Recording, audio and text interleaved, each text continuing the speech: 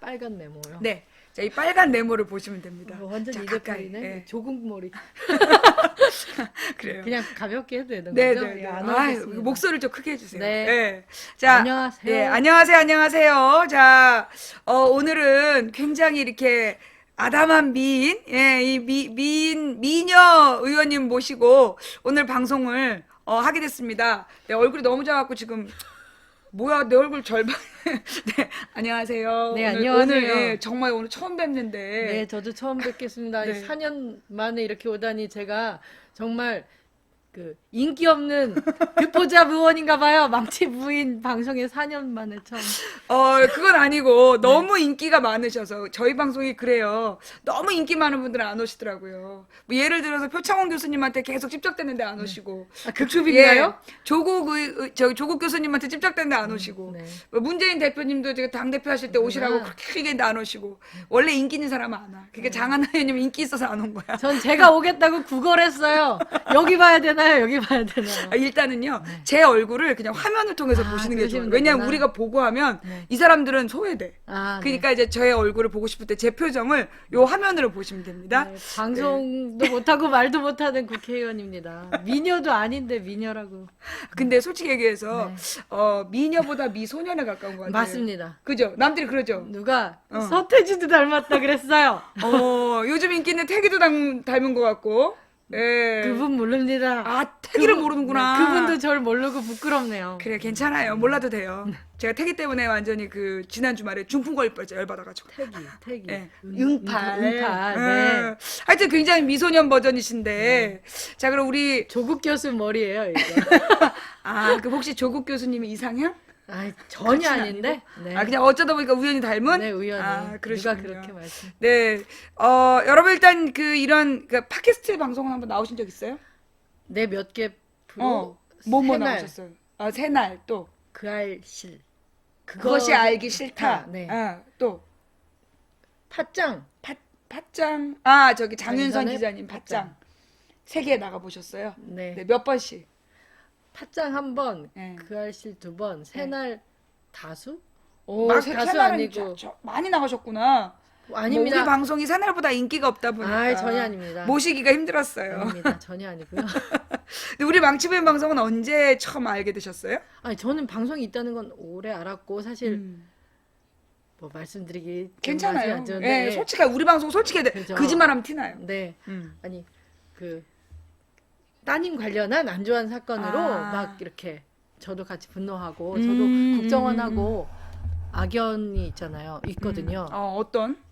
그 국정원 대선 개입해가지고 예. 그 박근혜 대통령은 좀 정치적으로 사퇴를 해라. 맞아, 예, 맞아. 그런 그래서 주장을 사퇴하라고 했었기 때문에. 저기 1인 시위. 나 그걸 제일 먼저 묻고 싶었는데. 네. 그래서 그 얘기로 자연스럽게 한번 넘어가 볼까요? 네.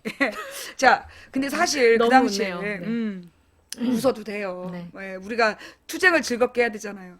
그 당시에 사실은 그 현역 의원이고 초선 의원이고 젊은 의원이었는데 그때 이제 그 국정원 대선 개입으로 대통령이 됐으니 박근혜 대통령 사퇴하라 그거였죠. 맞아요. 프랭카드 피켓이 네. 그것 때문에 그 당시 그 당대표한테 혼났다라고 들은 것 같은데. 그렇게 계속 만들려고 기자분들이 했죠. 이제 근데 혼난 건 아니었어요? 네, 아니고 그냥 난감해는 하셨는데 뭐 혼내고 음. 말고 하지는 못하고요. 네. 그때 뭐 김한길 대표고 전병헌 원내대표 시절로 기억하는데 음. 그냥 그렇게 어떻게 보면 작지하는 그 의견 표명을 좀 지도부하고 상의하면 어땠냐라고 했는데 그 더불어민주당이 뭐 의원 개개인의 의사표명을 이래라 저래라 할 정도로 비민주적이진 않아요. 이름이 민주당이라서. 근데 껄끄러워 하셨죠. 왜냐하면 제 개인적인 표명이지만 어쨌든 당 전체가 흔들리는 일이었으니까. 근데 뭐 아니 근데 혼나거나 이런 건 그게 아니고. 네. 당 전체가 흔들릴 일이었어요? 솔직히 얘기해서 그걸로 음. 그 일반 국민들을 굉장히 시원해하지 않았나요? 그러게요. 제 주변 분들이 하고 사실 그 일로 제가 첫 해에 그러니까 4월에 등원을 해서 한 8개월 동안 의정 활동을 하고 첫 해 후원금이 1,800만 원인데 그 12월에 제가 그러니까 아니다. 기억도 안 나네. 그 발언을 하고 나서 그 해는 1억 5천 거의 가까이 이렇게 10배! 10배 정도고 하여튼 한도가 1억 5천인데 그렇게 다 주실 정도로 정말 그 제가 뭘 해결은 못했지만 그런 국회의원 중에 한 사람이 그 문제 제기를 한 거를 좋아하시더라고요. 뭐 미국, 독일 이렇게 뭐 전 세계적으로 교포분들도 사무실로 전화해서 후원금 계좌 알려달라고. 근데 잊혀지고 있어요. 후원금. 아, 푼수야. 네. 아니. 그러니까 네. 솔직하게 하셔야 돼요. 네. 그러니까 제가 볼 때는 사실 그러니까 제가 늘 전 밖에 있는 사람이잖아요. 네. 그 여의도에 있는 사람이 아니라 밖에 있는 사람 입장에서 보면 늘 그 이 뭐라 그러나 새정치연합이 지금 이제 더불어민주당인데 네. 그 더불어민주당 안에 있는 이상한 기류.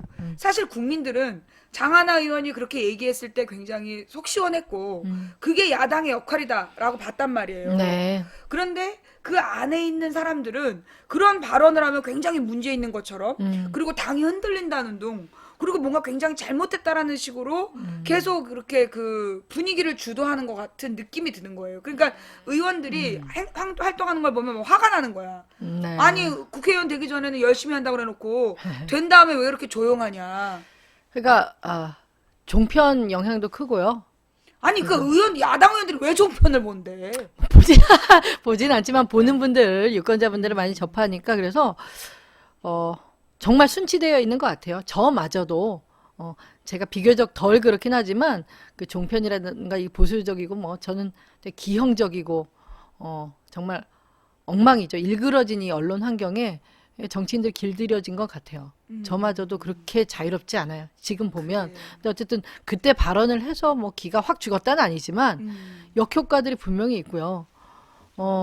근데 그렇지 의원 한 명이 아니라 뭐 그래도 뭐 지금 많이 줄었지만 하여튼 130여 명에 가까웠던 야당 국회의원들이 좀 같이 힘을 모아서 목소리를 내고 그게 종편이 됐든 아니면은 그 대선 개입 문제가 됐든 좀 같이 했으면 이렇게 무력화하진 않았겠다는 생각은 저도 하는데 결국에 제가 처음에 그 마치 뭐 1인 시위도 아니고 무슨 퍼포먼스처럼 이렇게 SNS상에 올리게 된 이유는 사전에 다른 몇몇 그래도 뜻을 같이 할 수 있을 만한 의원님들한테 물어봤는데 뭐 대선 불복 이거는 뭐 그 프레임에 갇히기 쉽고 어렵겠다 해서 그 목소리는 같이 내기 힘들다 그래서 결국 혼자 그렇게 어떻게 보면은 웃기죠. 그 한겨레 신문 일면에 당초에 뭐 정부 입장이 국정원 입장도 개인적 일탈이다 했잖아요.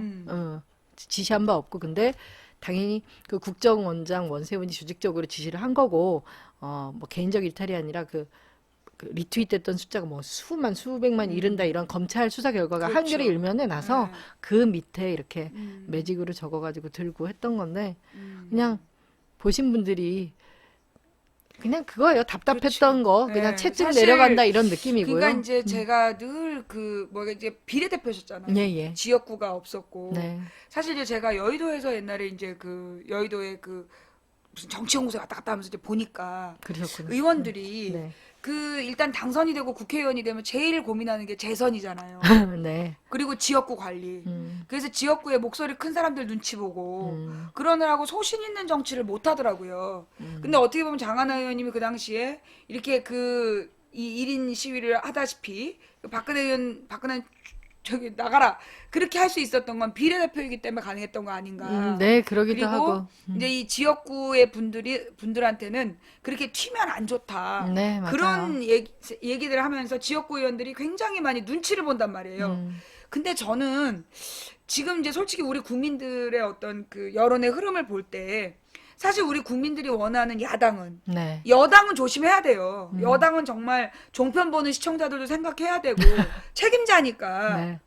그 대통령이 소속된 정당이기 때문에 조심해야 되는 게 맞다는 거죠. 옛날에 노무현 정부 때 열린우리당은 여당이었고 그 열린우리당 시절의 의원들은 몸조심을 했어야 됐죠. 말 한마디도 조심했어야 됐고. 네. 그러나 우린 지금 야당이잖아요. 네. 그럼 야당은 뭐냐? 정권을 잡은 여당과 대통령한테 그 잘못한 건 잘못했다라고 비판하라고. 네. 그리고 국민의 민주주의를 지키라고 있는 게 야당인데 왜 야당 의원들이 그렇게 기죽어 있는지 그리고 왜 그렇게 몸조심을 하는 저는 제가 지난 4년 동안 가장 열받는 부분이 그거였어요. 네. 지들이 여당인 줄 알아.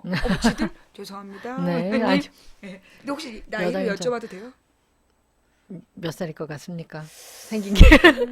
20대 후반? 네, 아니고요. 네. 올해 40살. 됐어요. 네. 40살이요? 동안이세요, 망치 부인님. 저는 한 20년 젊으신 줄 알고 지금 아니요. 말 까고 있었는데 죄송합니다. 아닙니다. 이건 참 정직하지 못한 얼굴이세요. 아이고. 아니 근데 진짜 깜짝 놀라서 지금 예. 진짜 40이에요 올해? 네네네. 40 됐어요. 어머. 그럼 그동안은 어떻게 저 진짜 우리 다 20대인 줄 알았어. 예. 뭐 그런 거 댓글에 과거가 굉장히 지금 댓글이 쭉 올라가고 있죠. 정말 동안이시다. 예, 지금 다들 충격이야. 네. 20대 후반인 줄. 결혼은요? 결혼했고요. 아기 네. 낳습니다. 네. 얼마 전 저기 이 임기 중에 아기를 낳으셨죠. 네, 맞아요. 애는 하나? 한 명. 네. 첫 네. 아기. 음. 지금 2월 11일이면 한 돌 되고요. 2월 11일이 첫 돌. 네. 어떡해. 네. 먹고 다니기 그러니까 괴롭겠다. 아마 어떡해. 눈물 나요. 진짜 눈물 나고 선거운동 하려면 애를 못 보잖아요. 새벽같이 나왔다가 밤에 아기 자면 가니까 어떡해. 네. 어머. 데리고 다녀 그냥. 감기 걸려요. 아유 네. 그래 아직 아기가 어려서. 아, 아들 딸 딸입니다. 딸이요. 엄마 닮았어요 아빠 닮았어요? 저 많이 안 닮은 것 같아요. 원래 첫 딸은 아빠를 닮아. 네. 근데 또 아기가 한 달 사이에 네. 이렇게 아빠 닮았다 엄마 닮았다 하면서 크더라고요. 근데 나중에 사춘기가 딱 되면 나의 나쁜 점만 다 그대로 나타나. 아. 정말 우리 딸은 사춘기거든. 자, 아, 하여튼 웃을 게 딸 아니라. 하나 키우고 계시는 네. 40살. 충격적 반전이야. 뭐 왠지 그 사기당한 느낌? 들어올 때 굉장히 어려 보여가지고요. 저 진짜 아, 좋아. 솔직히 30대 아이, 좋아.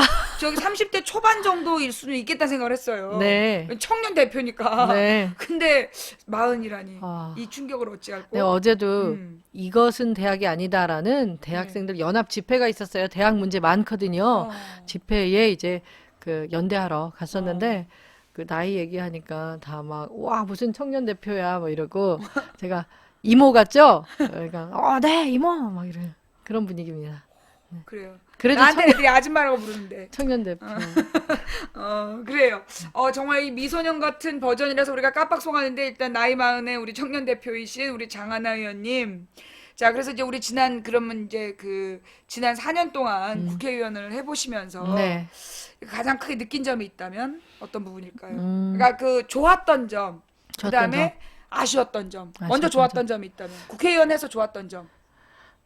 뭐 가령 자신이 어떤 법안을 만들었는데 이런 법안이 뭐 어떤 변화를 가져온 것 같다라든가 예를 들어. 그러니까 혼자 할 수 있는 게 별로 없더라고요. 국회의원 한 사람이 할 수 있는 게 어차피 300명 의원 중에 150명 이상은 찬성해야 법안도 통과하고 하니까 진짜 난 이런 법이 대한민국에 필요해라고 그 만든 법은 차 떼고 포 떼고 누더기가 돼서 통과되는 거 많이 봤고요. 또 그러나 이제 그 발의하는 것만으로도 의미 있는 그런 경우도 있어요. 국회에서 전혀 안 다뤄지던 문제 같은 것들을 처음 예를 제기했을 때는 저는 좀 뜻밖일 수 있으시겠지만 그 동물권 뭐 생명 동물들의 어떤 생명이라든가 이런 것들을 우리나라 현행법이 담지 못하고 있어요. 예컨대 동물원들 많이 가보셨잖아요. 여기에 대해서 그러니까 동물원을 뭐 허가받고 신고하고 이런 법조차 없고요. 동물원을 어떻게 운영해야 되는지 최소한의 기준 있잖아요. 학대하면 안 되고 굶겨 죽이면 안 되고 이런 것들도 대한민국엔 법이 없어요. 되게 신기하시죠? 진짜요? 그래서 이거는 있는 법을 개정하는 게 아니라 동물원법 제정법안을 제가 냈는데 그게 통과가 안 돼요. 더 웃긴 거는 뭐 특별한 이견을 아무도 안 가질 것 같은 법인데 요새는 뭐 삼성 에버랜드라든가 한화 아쿠아 플래닛이라든가 뭐 이런 재벌 대기업들이 롯데도 제이 아쿠아리움 지금 만들었거든요. 제이 롯데월드 이런 대기업들이 본인들이 운영하는데 되게 밀접한 거예요. 그래서 새누리당 요 의원들이 상당히 로비를 해요. 그래서 그 법도 처음 만들었을 때보다는 많이 이것저것 중요한 것들은 떼긴 했는데 그래도 통과해야 되겠다 싶어서 마지막 박차를 가합니다. 근데 야 진짜 법 하나 만드는데 재벌 대기업 뭐 그게 눈치라고 해야 돼 압박하고 되게 겨루기를 많이 하네요. 새누리당에 많이 대변하기도 하고 다 아시겠지만 여기 청취자분들은 뭐 당연히 아시겠지만 이렇게 동물 보호에 대해서 애쓰고 있는 거를 우리나라 애견인 분들은 알고 계신가요? 다 소통을 아시는지 하시는 모르겠네. 거 있어요? 애견인 분들 제가 동물원 법은 좀 야생 동물들 관련된 건데 그 동물보호단체 뭐 카라라든가 또 케어라고 반려견하고 유기견 다루는 케어라는 단체, 동물자유연대라든가 이런 굴지의 그 단체들하고는 많이 연대를 하고 있고요. 네. 또 저도 혼자 법 통과 못 시켜요. 외부에서 많은 시민분들 그리고 그런 동물보호 단체 활동을 하시는 회원분들이 많이 국회에 이제 새누리당 의원실이라든가 압박을 주셔야 저도 같이 하거든요. 그래서 이야. 하긴 하는데 이렇게 그런 많은 걸 막 그러니까 저는 우리 방송이 지금 한 4천 명이 넘게 들어와 있는데 네네. 매일 이 시간에 4천 명이 모여요. 네. 그럼 가령 의원님이 이렇게 어떤 법안을 통과시키려고 그러는데 뭐 이렇게 반대 여론이 있다. 그러면 우리 시청자들에게 이걸 알리고 네. 이런 게 법안이 통과될 수 있도록 여론을 좀 조성해달라. 네. 이런 게 우리가 이렇게 좀 소통이 됐다면 네. 그러면 사실은 이게 굉장히 이렇게 우리나라 발전에 도움이 되지 않았겠습니까? 예, 그죠? 그렇습니다. 예. 이게 사실 이제 많은 팟캐스트 분들이 계시고 그런 팟캐스트들이 막대한 영향력을 끼치고 있지만 네. 저희 방송의 가장 큰 장점은 실시간으로 수천 명이 모여 있다는 거예요. 그러시구나. 두글 더글더글 모여가지고 네. 뭔가 이렇게 하나 하자 그럼 또 막 쫙 하러 가는 그런 게 있어요. 네. 그리고 또 이 동네 오피니언 리더들, 네. 동네 영향력 있는 언니 오빠들이 여기 많이 든단 말이에요. 예. 그런 사람들이 여론을 조성할 수 있는데 이제 와서 알게 된 게 조금 아쉽고 이제 뭐 다음에 또 국회의원이 되신다라면 네. 그렇게 추진하는 법안들이 있으면 이런 얘기들을 여기에서 이렇게 좀 공감하고 그리고 이 여론을 조성해달라, 이 좀 이렇게 압박해달라 이런 요청들을 좀 하는 공간이 되었으면 좋겠다. 네, 여기 그 동네 오피니언 리더님들 다 계신 거 맞죠? 그러면 우리 방송에 동네 그 오피니언 리더들 많아요. 네, 지금 그 선거철이 다가오니까 다시 한번 뭐 네. 국회의원 연금에 관한 루머라던가 아니면 세월호 관련된 루머 같은 것들이 많이 퍼지고 있어요. 예를 아시겠지만 들면 국회의원 연금 이제 뭐 얼마씩 많이 받아간다. 하루만 일해도 65세 넘으면 120만 원씩 받는다. 뭐 이런 것들 있잖아요. 그 아직도 그 헛소문을 퍼뜨리고 있어요? 왜냐하면 정치에 대한 혐오감을 더 불러일으키고 어. 정치에 관심을 멀어지게 하고 그런 것들이 어쨌든 보수 정당이라던가 그분들한테는 선거에 유리한 전략이니까 이맘때 되면 또 오는데 우리 그럼 청취자분들은 다 아시나요? 연금 사라진 거? 그 김광진 의원이 오셔서 그때 얘기하셨던 것 얘기하셨구나. 같은데 다시 네. 한번 좀 설명해 주시죠. 예. 뒷북이네요. 아니에요. 네. 집어서 왔다 가신 지 한참 됐기 때문에. 네. 그리고 또 이 요즘에 들어오신 분들도 많아요. 그러시구나. 그러니까 다시 한번 설명을 좀 해주시죠. 네, 그러니까 20 정확하게 지금 없어진 거죠, 그 연금법이. 네, 말씀드릴게요. 그 네. 대한민국 헌정회라고 해서 그 전직 국회의원들의 모임이 있고요. 그걸 지원하는 법이 있어요. 근데 그 안에 그 연금 내용이 들어가 있고요. 근데 20대 아니죠. 죄송합니다. 19대. 지금이 19대 국회인데 19대 들어와서 처음에 그 민주통합당 당시에 한 20여 명 의원이 그러니까 발의를 한 법안이에요. 그래서 국회의원 연금을 지금 19대에서 하루라도 의원직을 수행한 뭐 다선 의원도 마찬가지고 19대 때 의원직을 수행한 사람은 이후로 국회의원 연금 해당이 안 되도록. 근데 18대 때 그러니까 그 이전까지 이제 국회의원직을 했었던 분들은 그 예전에는 전부 다 연금 대상인데 이제는 저소득층이라든가 이런 분들만 좀 추려서 연금 지원하는 걸로. 원래 저희가 발의한 거는 완전한 폐지였는데 이제 19대 국회의원이 아니라 그 전에 분들에 대해서는 좀 그런 어떤 좀 약간 법이 많이 약해졌죠. 그래도 일부는 지원한다 이런 게 있어야 되는데 거기도 문제는 있어요. 이제 소득 기준으로 하다 보니까 만약에 재산은 많이 갖고 있는데 현재 소득이 없는 이런 분들에 대해서는 아직도 법안이 약간 사각지대가 있는데 그건 더 개정해 나가면 되고 어쨌든 19대 의원 저 이후부터는 국회의원 연금은 사라진 겁니다. 근데 아직까지도 그런 거 많이 받아간다. 국회의원들 돈 줘봤자 뭐 이렇다 이런 거 있는데 그런 유언비어는 그냥 알고 계셨으면 하고요. 네. 어, 일단 이제 그 부분은 이제 그 이 국회의원 연금 제도가 왜 생겼는지를 많은 분들이 오해를 하시는데 네. 사실 이제 2004년 그러니까 이게 이 법이 제 기억에는 그 2004년부터 8년인가? 아니야. 네. 2008년 의회 때였나? 그때 생겼던 것 같아. 그죠? 그래가지고 그 당시에 강기갑 의원이랑 뭐 이정희 의원이랑 막 엄청 욕먹었던 그 사건이에요. 예. 근데 이제 그게 어떻게 된 거였냐면 그 전에 이제 옛날에 야당 의원들이 어떤 사람은 택시 운전을 하는 거야. 국회의원 출신인데 생활비가 없어갖고 택시 운전을 하고 막노동을 하고 그런 의원들이 있었어요. 네. 의원 출신들인데.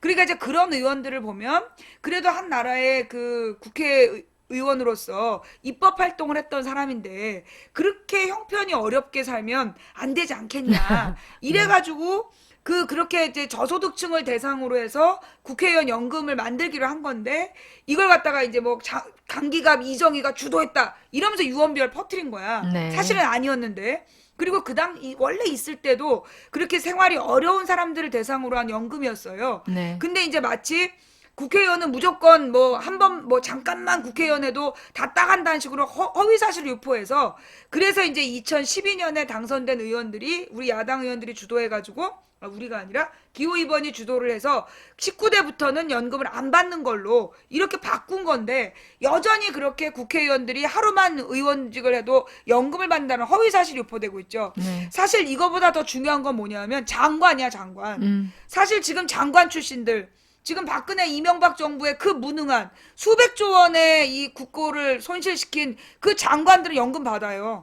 예, 정말 며칠만 장관해도 연금을 받는데 그 얘기는 안 하잖아. 그 얘기는 안 하고 그 야당 국회의원들에 대해서 꼭 연금을 받는다는 식으로 그렇게 허위 사실을 유포하는 예, 그런 게 있기 때문에 여러분들이 예, 혹시라도 그렇게 국회의원 연금 가지고 허위사실 유포한 사람 있으면 이거 허위사실로 신고해도 되죠? 이렇게 딱 댓글을 다세요. 아셨죠? 신고해도 되죠.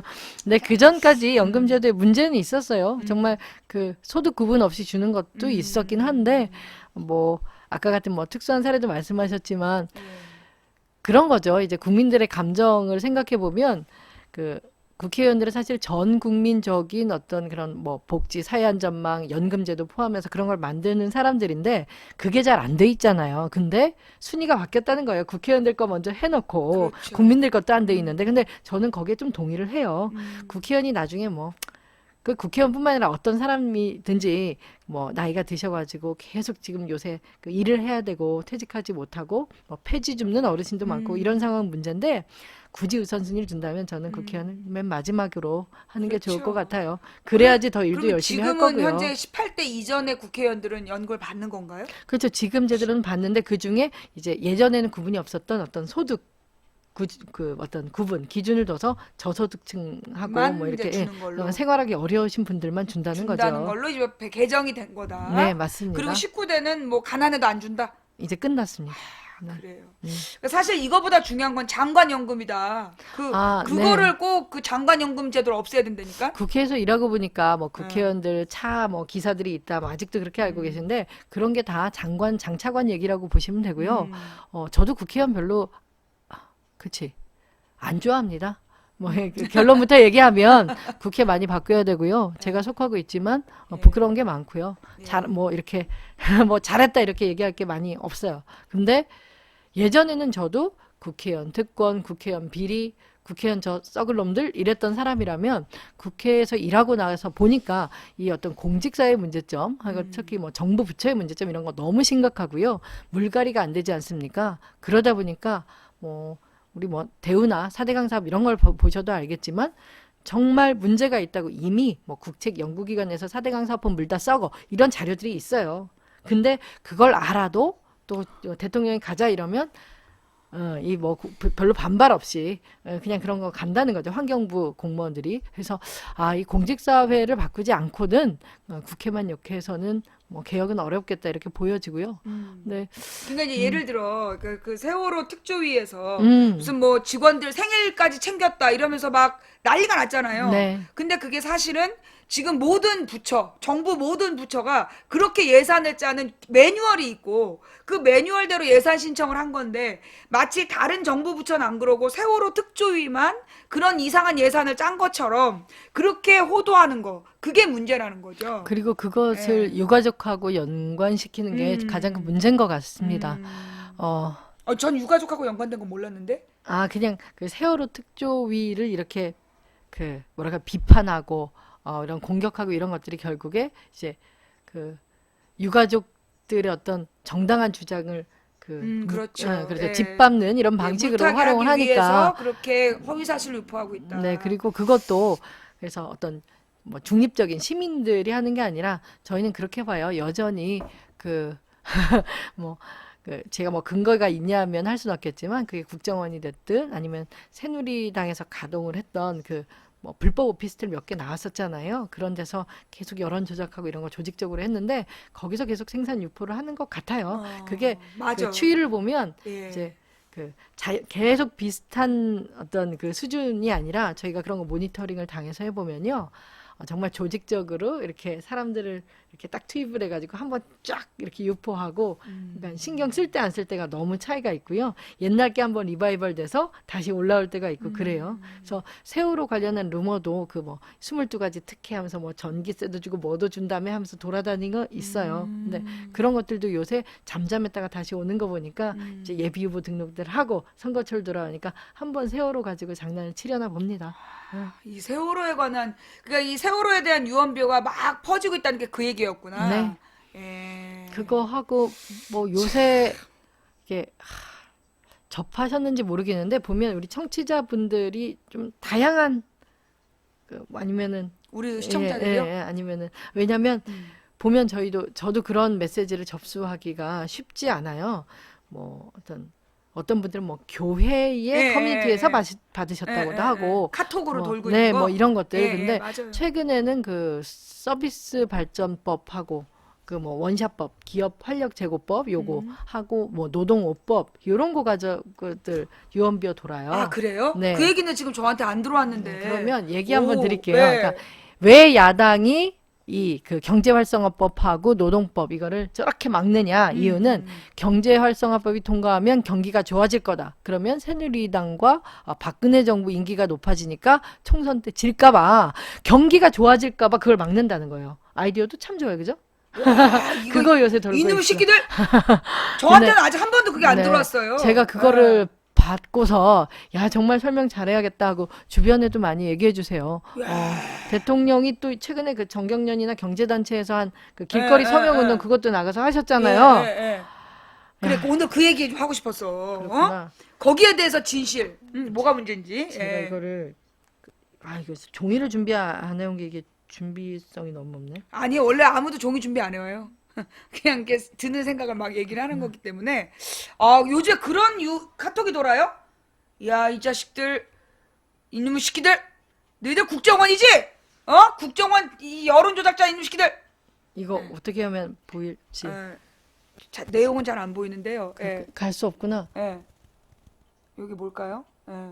초점이 맞나요? 3번 그 3번 보이세요? 잘 안 보이니까 일단 안 그런 게 보입니다. 있다. 말로 하겠습니다. 네, 말로. 네, 예. 이게 그 장하나 의원 가로 열고 새정년 가로 닫고 이게 산자부의 기업환경과에 요청해서 받은 자료입니다. 네. 2014년 12월에 규제 기요틴이라고 기억나실 텐데 대통령께서 규제는 암덩어리다 하고 온갖 규제를 다 없애자 그랬어요. 저희가 그래서 야 그러면 안전벨트도 없앨래 하고 뭐 그 속도 제한도 없앨래 그럼 사고 나는 거 아니냐 적정한 규제는 생명을 살리는 거다 이런 얘기를 했었고요. 근데 이 규제 기요틴을 하면서 8개 경제단체 뭐 정경련 대한상의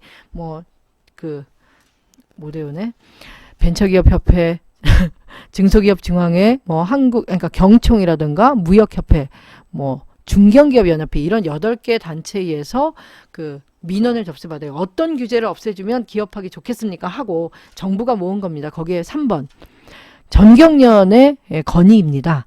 여기에 서비스 산업발전 기본법 조속 제정돼 있어요. 그러니까 지금 그 대통령이 팍팍 밀고 있는 그 서비스 발전법 이거는 정경련 그러니까 가장 큰 우리나라 재벌 대기업들의 단체의 민원 사항입니다. 근데 거기에서 지금 야당이 다 반대하는 거 아닙니다. 거기에서 합의해 줄 내용이 있는데 딱 한 조항 안 되는 게 의료 영리화 부분입니다. 서비스 발전법에 그 의료 영리화법이 들어가는 부분이 거죠? 들어가 있어요. 그러니까 재벌 대기업들이 의료 영리화 사업에 참여할 수 있는 거하고 의료 영리화에 대한 규제를 풀어주는 거 내용이 있어서 지금 야당 입장은 그거 빼고 나머지 다 합의 가능해. 의료 영리화는 아니지 않느냐. 의료 영리화가 국민적인 어떤 반대 상황에 부딪혔었고 몇 번 좌절을 했잖아요. 근데 이번에 서비스 발전 기본법에 좀 끼워 넣기 식으로 가는 게 있어요. 물론 이걸로 완전히 의료 영리화가 다 들어오는 건 아니지만 어쨌든 그 물꼬를 트는 부분 우리가 걱정하는 게 민간 그 그 보험회사 사보험이 우리 그 건강보험 기능을 좀씩 가져가는 거 제일 경계해야 되거든요. 미국식으로 가서 돈 없으면 병원에도 못 가는 거거든요. 그래서 네. 그런 거 막는 법이니까 이렇게 반대를 하고 있는 거고요. 그래서 뭐 이 법 통과하면 경제 활성화 돼서 뭐 총선 질까봐 이거 좀 유언비어 들으시면 잘 대응을 해주세요. 네. 그리고 또 하나 원샷법이라고도 하는 기업 활력 제고법인데요. 네, 지금 그건 제가 뭐예요? 그러니까 기업 활력 제고법 중에서도 문제가 되는 게 기업 인수합병할 때 M&A 할 때 그 안에 기업 활력 제고법 활력 제고. 어의 이 예. 기업의 어의 활력을 이. 제고하는 법인데 애칭이란다. 그 별칭이 별칭이 원샷법이에요. 뭐예요? 왜냐면 이거 처음 듣는데? 인수합병을 쉽게 해주는 거예요. 원샷 하듯이 쉽게 해주는 건데 인수합병을 쉽게. 네, 원샷법인데 음. 뭐 필요성을 기업 입장에서는 인수합병을 좀 간소하고 쉽게 해주는 것도 좋다. 근데 그 안에서 가장 문제되는 게 인수합병 시 잘리는 해고자들의 문제. 해고는 어렵게 해야 되고 해고하더라도 일자리 잃더라도 해고에 대한 보상 정당하게 해줘야 되는데 해고까지 쉽게 해준 내용이 있어서 그거 맡고 있어요. 그러니까 이게 그러니까 그 뭐라 그러나 기업 활력 제고법의 문제는 인수합병을 쉽게 해주면서 뭘 쉽게 해주는 거냐? 막 자르는 합병하는 회사의 그 직원들을 마음대로 자를 수 있게. 지금은 구조조정. 마음대로 자를 수 없는데 구조조정을 쉽게 해주는 게 그게 인수합병법이구만. 기업 활력 제고는 나발. 아이고 이런 분위기입니까? 이런 분위기군요. 깜짝 놀랐네요. 나팔에 잘못 발음한 거예요. 빌릴리. 빌릴리. 자, 좌우지간. 네. 그게 바로 이 원샷법. 이런 서프라이즈. 절대 썩을 하지 않았어. 자, 서프라이즈한 이런 나쁜. 자, 여러분, 이거 분명히 알고 계셔야 됩니다. 어떻게 터졌어. 자, 돌아오세요. 자, 그래요. 어머. 이거 몰랐던 내용이에요. 예. 좀 정돈하고. 자, 다음. 그래서 기업 활력 제고법. 이걸 하면 인기가 높아질까봐 야당이 반대하고 있다. 이런 가신 다음에 할게요. 지금 저는 국회 환경노동위에 4년째 있습니다. 그러니까 환경 문제, 노동 문제 이렇게 다루는 거죠. 근데 대한민국은 아직도, 그러니까 현재로서도 해고하기 쉬운 나라. 근데 더 쉬운 나라를 만들겠다는 쌍용차 사태들 많이 우리 청취자분들 아시는지 모르겠어요. 하루 아침에 2,700여 명을 잘라버립니다. 근데 그 과정에도 부당함이 있었고, 쌍용차라는 회사를 다른 회사가 기술만 빼먹고 먹튀하는 사태에서 우리 국민들이, 우리 노동자들을 못 지켜준 거고요. 거기에는, 열린우리당서부터 지금 더불어민주당 책임이 있는 사안이에요. 확실히 현재는 인도 마인드라고 와 있었고 중국 상하이차가 기술 먹튀를 했는데 최근에 이렇게 거의 7년 동안 거리에서 투쟁하시다가 이제 순차적으로 복귀하시는 걸로 되어 있긴 하지만 그래도 그동안 거의 30여 분 가까이 목숨을 잃으셨어요. 스스로 목숨을 끊고 그 해고당한 노동자와 그 가족들이 우리가 그분들을 지키지 못했습니다. 그래요. 그런데 그래서 우리는 정리해고 요건을 강화하자 하고 회사가 망해서 뭐 하든 간에 인수합병 하든 간에 어쨌든 우선적으로 가장 약한 노동자들부터 지켜내자라고 하고 있는데 그거에 역행하는 겁니다. 그래서 이제 말씀을 한번 더 드리고요. 노동오법도 궁금하시죠? 네. 노동계 정말 답답한 게 노동부가 노동부 예산을 엄청 많이 들여서 황정민이라든가 국제시장 영화의 주인공 그죠. 미생의 걔 누구야 장그래 를 이용해가지고 네, 허위사실 유포하고 있잖아요. 막 그렇게 광고 나오고 지금도 엄청 해요. 노동개혁 하지 않으면 아들 딸 갈 곳 없다 그러는데 정말 그런 법이면 왜 맞겠어요. 제가 국회에서 30대에 36에 청년 대표라 해서 일하게 된 것도 청년 문제 너무 심각한데 정치권이 제대로 못 다루고 다들 평생 비정규직에다가 취직 준비하다가 30대 다 넘고 애는 누가 낳고 이런 상황 때문에 사실 저도 미래가 아주 재앙이잖아요. 특별하게 국회에 입성한 케이스거든요. 근데 그런 저 앞에서 정말 뻔뻔하게 거짓말 잘해요. 이래야지 우리 일자리 늘어난다고 하는데 전혀 그렇지 않고 정말 지금 기간제법 파견법 제가 안 보이는 핸드폰 기간제법 파견법 안 보이는 거 핸드폰 다시 한번 도전해 볼게요.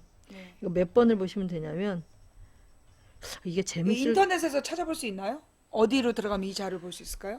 제가 기사에 몇 번 냈는데 잘 안 나와요.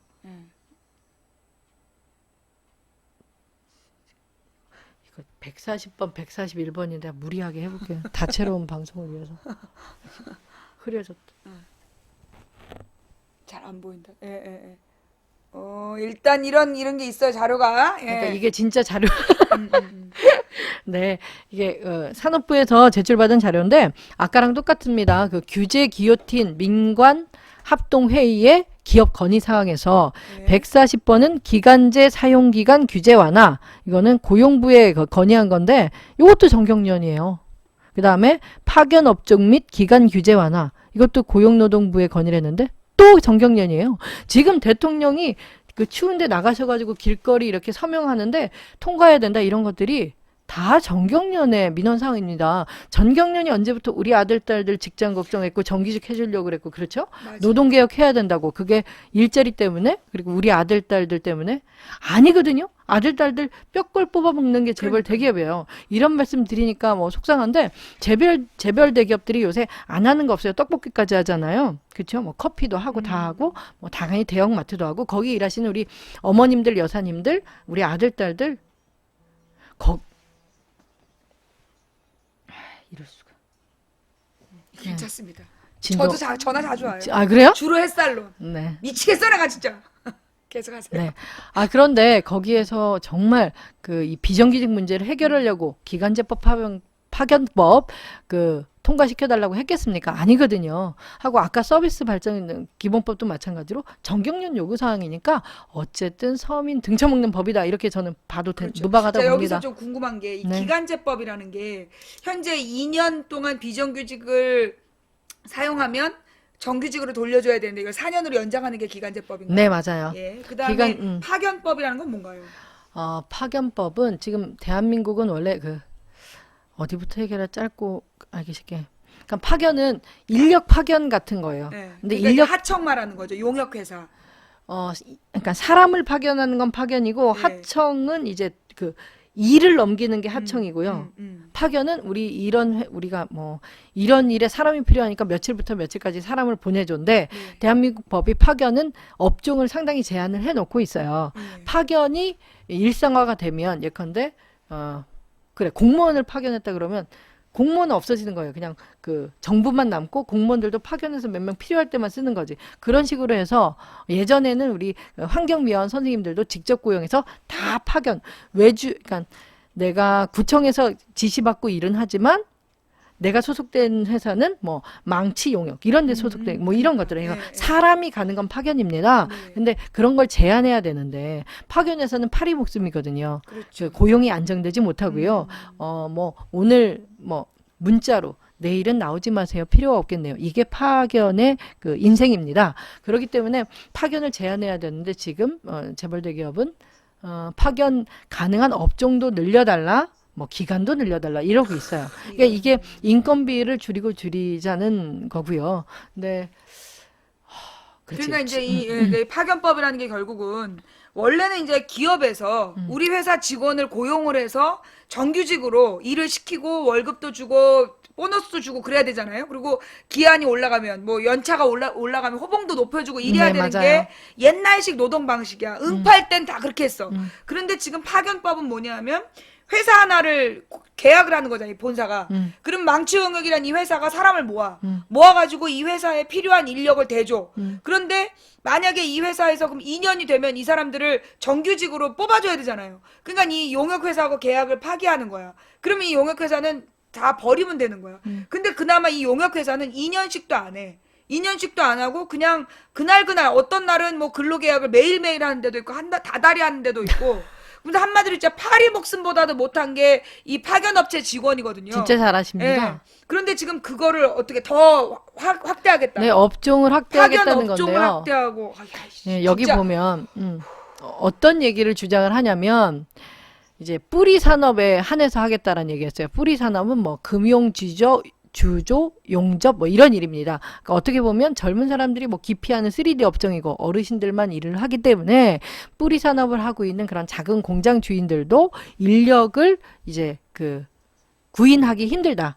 그렇기 때문에 그걸 쉽게 해주기 위해서 파견을 허용한다 이런 말을 했어요. 근데 뿌리 산업 그러니까 그러면 당연히 이제 그 야당이라든가 그 비판하는 입장에서는 그거 다 재벌 대기업들이 원하고 자동차 만들고 조선업 이런 것들이 다 그런 뿌리 산업 기반이 아니냐 얘기하면 아니다. 우리가 이 법에는 재벌 대기업은 해당이 안 되고 중견기업, 중소기업 이하만 이 파견을 허용하도록 했다라고 또 변명을 하고 있어요. 근데 제가 하나 말씀을 드릴게요. 그 법에는 대기업 허용이 없는 게 맞습니다. 근데 아까 말씀드렸다시피 전경련이 민원을 한 데는 이유가 있어요. 직접 고용들 안 합니다. 조선소를 가보시고 현대자동차 가보시고 정규직이 있지만 대다수 반 이상은 다 비정규직들이 있어요. 그러면 거기에는 그 현대차 같은데 부품 납품하는 회사들은 그 자체로도 이미 대기업이에요. 대한민국에서 대기업은 상호 출자 제한 기업이라 그래서 그 우리 삼성전자, 삼성증권, 삼성 이렇게 해가지고 쭉 재벌이라고 하는 것들 이런 것들이 대기업입니다. 대한민국 법에서는. 그러면 중견기업은 뭐냐? 중소기업, 중견기업은 좀 작고 그런 데겠지 하시겠지만 대한민국의 법상 중견기업은 그 항시 1000명 이상 고용해야 되고요. 그 자본이 5천억 이상이고요. 자기 자본은 1000억 이상이고요. 이런 연매출은 1,500억이 넘어야 중견기업이라고 하는데 거기부터 다 파견을 할 수 있게 해주겠다는 거예요. 네, 하니까 중견기업이라는 그 표현에 속으시면 안 된다는 거예요. 하고 중소기업도 소기업은 업종에 따라서 50인 이하 하고 어떤 업종들은 10인 이하 기업을 소기업이라고 해요. 근데 우리나라 법이 잘못된 게 중소기업 지원법이라고 해서 중소기업 안에 소기업이 있고 그럼 중소기업은 뭐냐? 중견기업 바로 밑이 중소기업이에요. 그러니까 아까 같이 연매출이 1,499억짜리 기업도 1,500억이 안 되니까 중소기업입니다. 그러니까 우리가 작은 공장들, 주물 공장들 정말 한 두세 분 일하고 우리 그렇게 오해하잖아. 그런데 구인난이다고 새누리당이 얘기하는 건 그런 데랑 그러면 중견기업까지랑은 분리해서 지원을 하면 돼요. 50인 이하만 하면 돼요. 그렇죠. 50인도 사실 그렇게 딱 규정하면 되는데 중견기업이라는 말로. 그러니까 근데 사실 솔직히 얘기해서 네. 그 고용된 우리나라에 고용돼 있는 인구들이 피고용인의 99%가 소위 중견기업 이하에 고용되어 있잖아요. 중견기업도 크죠. 그 이하죠, 사실. 그러니까 중견기업, 중소기업에 다 포함되는 게 99%인데 결국 99%의 노동력을 파견으로 바꿀 수 있게 해주겠다는 게 파견법인 거네요. 그렇죠. 하고 지금 시작은 뿌리 산업으로 시작할지 모르나 이렇게 파견법 업종을 더 이렇게 확대해달라 이런 노력에서 법을 한번 바꿔주면 네. 그렇게 하겠지. 그러고요. 이 뿌리 산업이 중요한 게 아까 말씀드렸지 완성차 업계 그러니까 우리나라의 어떤 재벌 대기업 중에서도 그 안에서 가장 큰 자동차 산업, 조선업 이런 데랑 밀접하기 때문에 뿌리 산업 이렇게 어떤 아까 주물, 금형, 용접 이런 산업부터 접근을 하는 겁니다. 근데 사실 이 주물이나 이 용접이나 이런 일들이 사실은 굉장히 고위험군이잖아요. 맞죠. 그리고 이 조선소에서 일하는 분들 사실 이 조선소에서 일하면서 도장 일하신 분들이 암에 많이 걸리는 거 아니야. 그 도장이가 페인트에 발암 물질이 많아서 조선소에서 일했던 분들이 암에 많이 걸리거든요. 네, 맞아요. 용접도 그러니까 힘들고. 사실 그 용접이나 도장하시는 분들은 더 위험 수단까지 해서 두세 배 월급을 받아야 되는 분들인데 그런 분들을 이제 파견으로 해갖고 나쁜 노동 형태로 고용하겠다. 이게 지금 박근혜식 노동법인 거죠.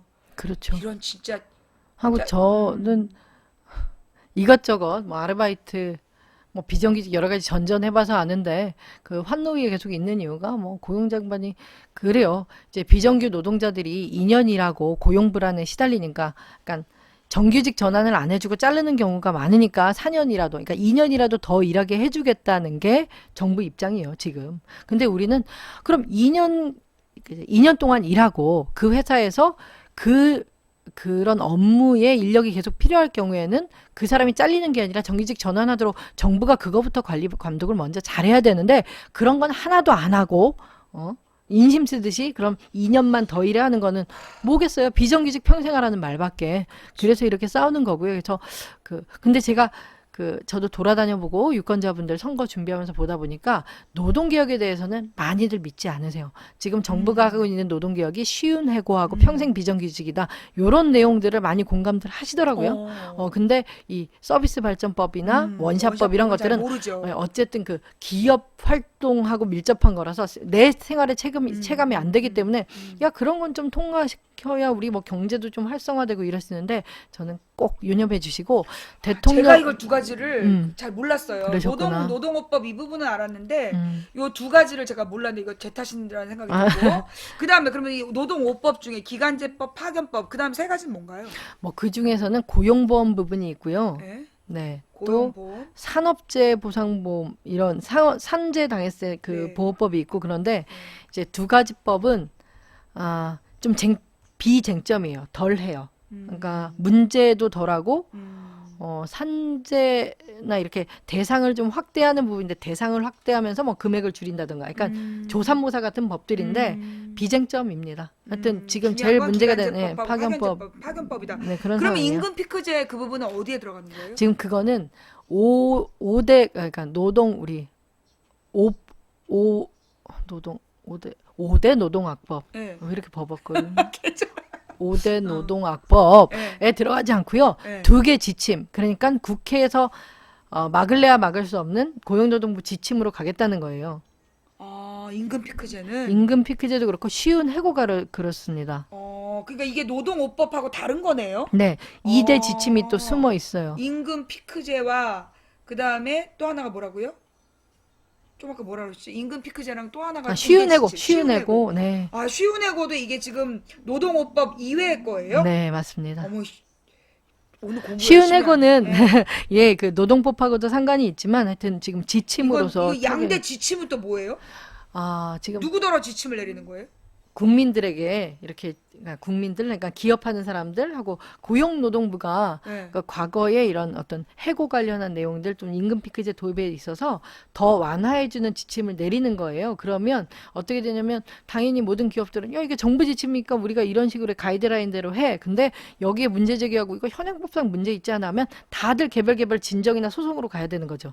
하니까 당연히 힘없는 노동자들은 다 소송하기 힘들잖아요. 그냥 울며 겨자 먹기로 참는 경우가 생기는 거고, 뭐 몇몇 이미 그 소송에 들어간 내용들이기도 하거든요. 그러면 이 소송 결과가 대법 판결이 나더라도 소송을 한 사람들만 적용이 되지 그 소송 결과가 전체에 적용이 안 된다는 문제가 있어요. 그래서 저희는 이 지침도 지금 계속 그 파기를 하라고 정부하고 싸우고 있는 상황입니다. 오늘 이 모시길 굉장히 잘한 것 같아요. 그죠? 예, 우리가 자세히 몰랐어요. 그러니까 뭐 노동오법이니 뭐니 이런 얘기들을 그 노동오법이야, 뭐 임금 피크제법이야, 그다음에 뭐 쉬운해고법이야라고 해서 저는 다 뭉뚱그려서 이게 노동오법 안에 들어가 있는 건 줄 알았거든요.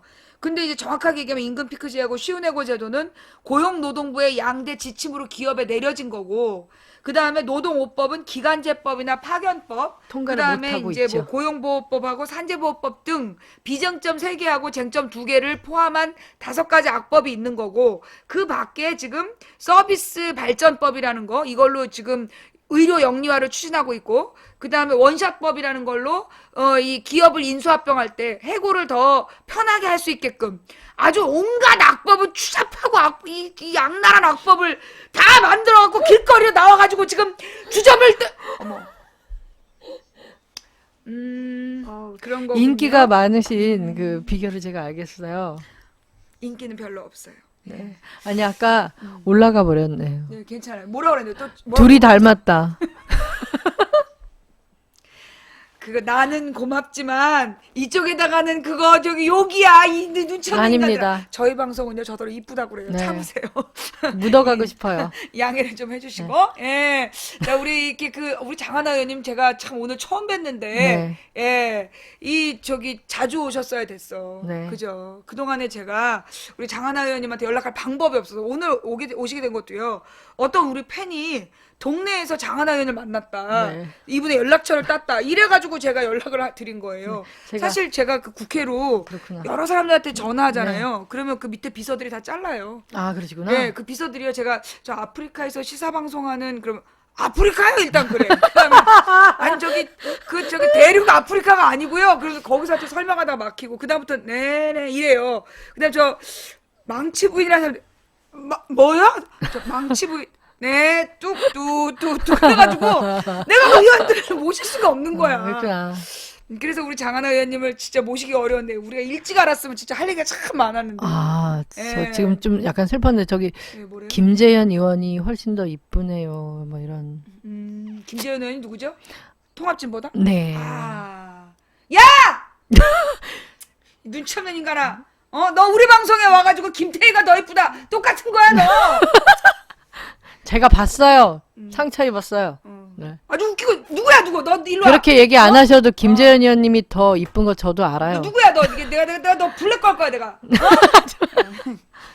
아, 또 착해가지고. 네. 이럴 때 블랙 걸어줘야 돼. 그래야 다시는 안 그래. 버르장머리 고쳐야 되거든요. 아, 하여튼 됐어요. 자, 그 다음에. 그래서 우리 노동호법에 대한 이야기 우리 굉장히 몰랐는데, 예, 그 다음에 또 요즘에 이제 우리 야당에 대해서 또는 우리 지금 국회의원 하면서 보니까 또 돌고 있는 허위 사실에 대해서 우리 국민들이 알아야 된다. 이게 되게 중요해요. 우리 동네 오피니언들이야. 동네 말발산 언니 오빠들 여기 다 모였기 때문에, 예. 그 다음에 우리 학교에서도 말발산 친구들 다 있거든요. 잠깐만요. 일단 녹화를 끊고 갈게요. 아, 우리가 또 녹화를 안 끊으면 얘가 자체적으로 방종이 돼. 네? 그런가요? 뭐냐면 이제 방송 중간에 2시간 되면 녹화를 끊어줘야 돼. 그러시구나. 네. 자, 그럼 이제 또 다른 그 의원을 하시면서 느끼는 이거 우리 국민들이 잘못 알고 있을 만한 쟤네들의 그 조직적인 유포한 허위 사실. 또, 그쪽으로 가야 되나? 아니, 또 우리가 하고 싶은 얘기 다 하세요. 기억이 안 나면 내가 울으려고 그래. 괜찮아요. 요새 허위 사실 뭐가 다니지? 궁금한 게 있으면 오히려 물어주시면 답을 좀 드릴 텐데. 궁금한 얘기는 일단 저 질문이 들어오면 얘기하는 네. 걸로 하고 오늘 하시고 싶었던 이야기. 자, 아, 그다음에 지금 계속 노동법 얘기하면 그런가? 아까 전에 괜찮아요. 노동법이 오늘 주제예요. 말씀하세요. 기간제법, 파견법 말씀드렸고요. 네. 그다음에 고용보험법, 산재보호법은 뭐 기간을 좀 늘려주고 액수는 줄이고 하니까 정부로서는 뭐 주고받고 똔똔 인법이니까 저희도 쟁점이 아니라고 하는데 하나는 그 근로기준법입니다. 거기 노동시간을 다루는데요. 네. 지금 노동시간 단축하자는 건 박근혜 대통령도 공약이었고 네. 저희도 청년 일자리 없으니까 사실 아들, 네. 딸들 위해서 기간제법, 파견법 할 게 아니라 네. 노동시간을 좀 줄여야 네. 일자리가 늘어난다 하고 아시겠지만 대한민국은 OECD 국가 중에서 최장. 네, 맞아요. 2014년에는 멕시코를 제치고 1위를 했어요. 진짜 최장시간 노동으로.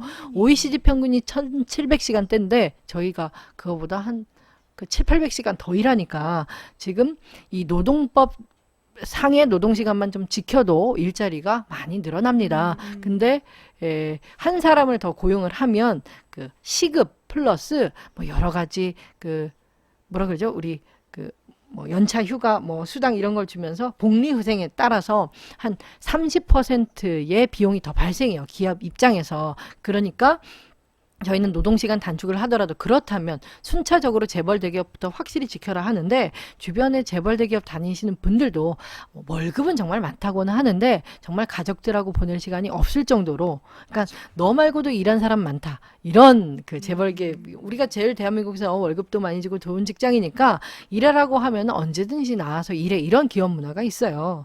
그래서 일자리 시간 줄이는 것만이 일자리를 만드는 해법인데 그걸 또 안 하려고 하고 있습니다. 잠깐만요. 네. 여기 지금 원샷법을 음. 재벌 제한을 않겠다. 전격 수용. 지금 저도 아까 전에 YTN 오늘 네. 이목희 정책위장이 네. 그거에 대고 방금 속보 뜬 거 봤거든요. 확인 못했어요. 방송 중에 봤거든요. 이게 지금 이목희 의원의 정책 발표로 지금 나온 겁니까? 이목희 정책위 네. 의장이세요. 지금 네, 현재 이목희 정책위 의장의 공식 발표입니까? 지금 기간제법 뭘 받아들이겠다는 거죠? 원샷법. 아까 전에 원샷법. 기업 활력 그 기업 제고법 인수합병할 때 쉽게 자를 수 있도록 그 내용이 전격 포함되어 수용하겠다. 있는 야, 이씨. 그러니까 이게 지금 재벌 제한 않겠다 네. 전격 수용이라고 하는데 기사 내용 좀 봐야 되겠어요. 그래요. 네. 자, 그럼 우리 이제 기사를 이게 또 전문 그러니까 의원님이니까 아무래도 우리들이 그냥 일반적으로 보는 것보다 좀 더 자세히 아실 것 같은데. 예. 어쩌다가 이런 결론이 내려진 건지 이게 새정연에서 아니지 더불어민주당에서 그렇게 추진하고 있었나요? 그렇게 받아들여야 아니죠. 된다? 지금 전혀 예. 뭐라 그러지? 그 합의가 안 되는 것 중에 하나였죠. 예. 나와 있네 이목희 자. 정책위원장하고 원샷법 재벌에 제한을 하지 않겠다. 전격 수용 합의가 가시화되고 있다. 그러니까 합의를 가시화했다니까 결정된 건 아닌 것 같은데, 그죠? 이렇게 안 되는. 이걸 한번 보세요. 그 다음에 이제 이게 지금 우리 시청자들이랑 같이 보는 뉴스라서 정말요? 제가 한번 내려볼게요. 네. 예. 그 더불어민주당이 21일 쟁점 법안 중 하나인 기업 활력 제고법과 관련 적용 범위에 제한을 두지 않는 새누리당 안을 전격 수용하기로 했다. 대신 원샷법이 시행되는 과정에서 문제가 있다면 개선하겠다는 방침이다. 이모키 정책위 의장은 이날 오후 국회에서 원샷법 관련 기자회견을 갖고 원샷법의 가장 큰 쟁점은 상호 출자 제한 집단에 대한 적용 범위였다며 적용 범위 제한을 두지 않겠다고 밝혔다. 이게 무슨 얘기죠? 밑에 나와 있습니다. 아, 그래요? 네. 네. 이어 원샷법이 현재 산자위에서 논의된 수준은 물론 산자위 내에서도 조정안을 수용하겠다라고 밝혔다. 원샷법은 상호 출처 제한 집단 그게 재벌이죠. 우리나라의 재벌.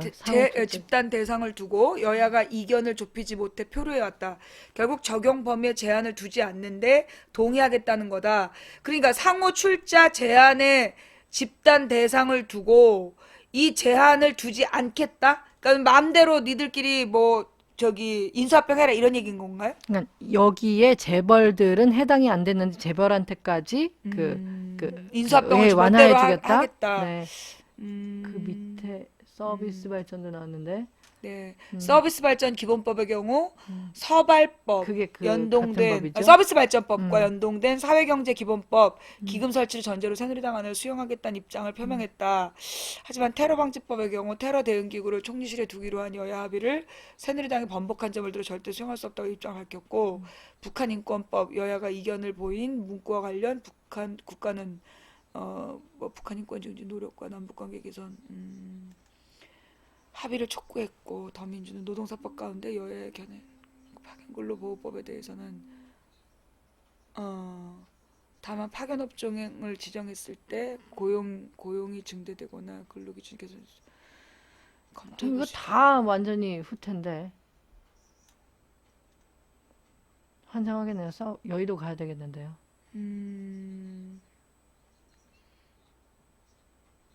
왜 이게 이런 말이 안 식으로 돼. 지금 그 합의가 된 거죠? 이게 말이야. 이모키 정책위원장이 며칠 전만 해도 지금 뭐죠?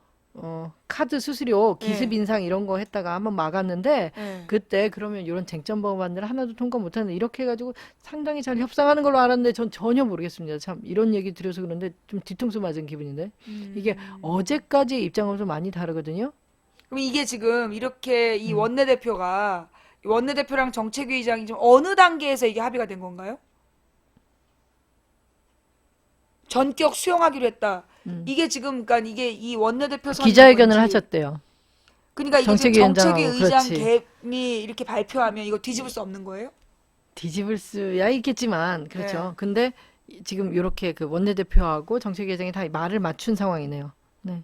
그럼 이런 거는 원내 총회를 통해서 의원 총회를 통해서 이거는 뒤집을 수도 있는 거 아니에요? 근데 지금부터도 이제 뭐 전화 작업을 할 타이밍으로 보입니다. 근데 제가 방송 끊고 갈까? 아, 그래요? 지금 그러면 일단 빨리 이것부터 아니 근데 네, 근데 저뿐만 아니라 예. 지금 논란이 분명히 됐을 거고요. 네. 네. 그래서 아까 우리 방송 시작하기 전에 음. 이종걸 원내대표가 삼성을 살 도와야 된다 이런 얘기를 했다는 제보가 있었어요. 예.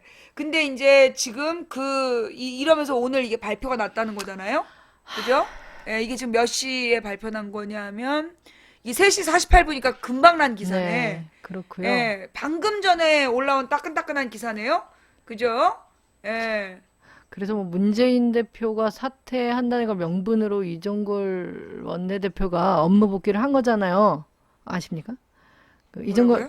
이종걸 문재인 원내대표가 대표가 사퇴한다는 조건으로 조건은 아니고 이제 이종걸 원내대표가 뭐 최고위원회에도 안 나오고 지금 막 분당 네. 에서 계속 자기 당직을 잘 수행을 안 하고 있었어요. 예, 보이콧 당무를 같은 거. 거부하고 네, 있었죠. 그렇죠. 근데 뭐 엊그젠가요? 복귀하면서 제가 직접 뉴스를 본 건 아니지만 이제 뉴스를 본 보좌관한테 공유를 받았는데 이제 당무 복귀를 한다 하면서 이제 문 대표가 김종인 선대위원장 체제로 가면서 본인이 선대위 안정되면 이제 뭐 사퇴든 하여튼 이렇게 이거니까 그 명분으로 뭐 늦었지만 뭐 이제 복귀한다라고 해놓고 첫 작품이네요.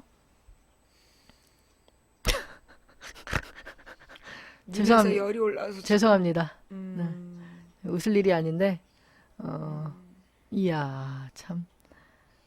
그러니까 그 동네 분들한테 널리 알려주세요. 음. 예.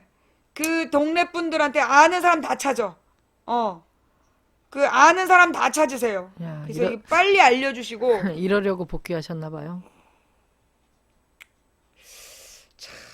그러니까 사실 제가 우리 맨 처음에도 그런 얘기 했지만, 이게 야당이 있는 이유가 뭐냐. 이 여당과 야당이 존재하는 이유가 뭐냐 하면, 여당한테 협력하기 위해서 야당이 있는 게 아니란 말이에요. 네. 그죠? 예. 여당은 뭐야? 대통령이 소속된 당이 여당이야. 그러면 여당은 대통령을 돕는 게 맞아. 그러면 야당은 왜 있는 거냐? 여당을 견제하고 대통령을 견제해서 국민의 기본권을 지키라고 있는 게 야당인데, 도대체 왜 야당 원내대표가 여당을 위해 일을 하는지 이해가 안 되네, 내가 진짜. 네. 이제 안 놀랍니다. 그렇게 말씀하셔도. 네. 아니, 그 뉴스도 다 보셨죠? 지금 현재 국민의당 대변인입니까? 어떤 역할 하시는데, 그 탈당한 최원식 의원께서 이 대통령이 이 경제 관련된 법들 통과하라는 그 서명 나가서 밖에서 하셨잖아요. 거리 서명 참여하시는 거 보고, 되게 극찬까지는 아닌데, 예, 그거를 그래야 된다. 그런 법들 좀 통과시켜야 되고, 요런 그 국민의당 공식 입장이 나와가지고 저희가 야 이거 본색 다 드러냈네 이런 좀 그러니까 얘기를 야당 했었는데, 안에서 야당 안에서 새누리스럽고 여당스러운 의원들이 있었어요. 사실은 지금 이제 많은 분들이 야당이 분열해서 진다라는 얘기를 참 많이 하시거든요. 그죠? 제가 사실은 저는 이제 여기서 방송한 지 제가 이제 올해로 10년 차예요. 와, 네. 근데 제가 2010년부터 야권이 통합돼야 된다. 그런 얘기를 했었고, 2009년부터 야권표는 단일화돼야 된다. 2010년부터 야권을 통합해야 된다. 그런 주장을 쭉 해왔어요. 그러면서 근데 이제 2012년까지는 다들 무시하더니 올해는 뭐 야권이 통합돼야 되는데 분열됐다라고 다들 난리가 났어. 근데 저는 솔직히 얘기해서요. 올해 이번에 야권 분열에 대해서 저는 나쁘게 생각 안 해요.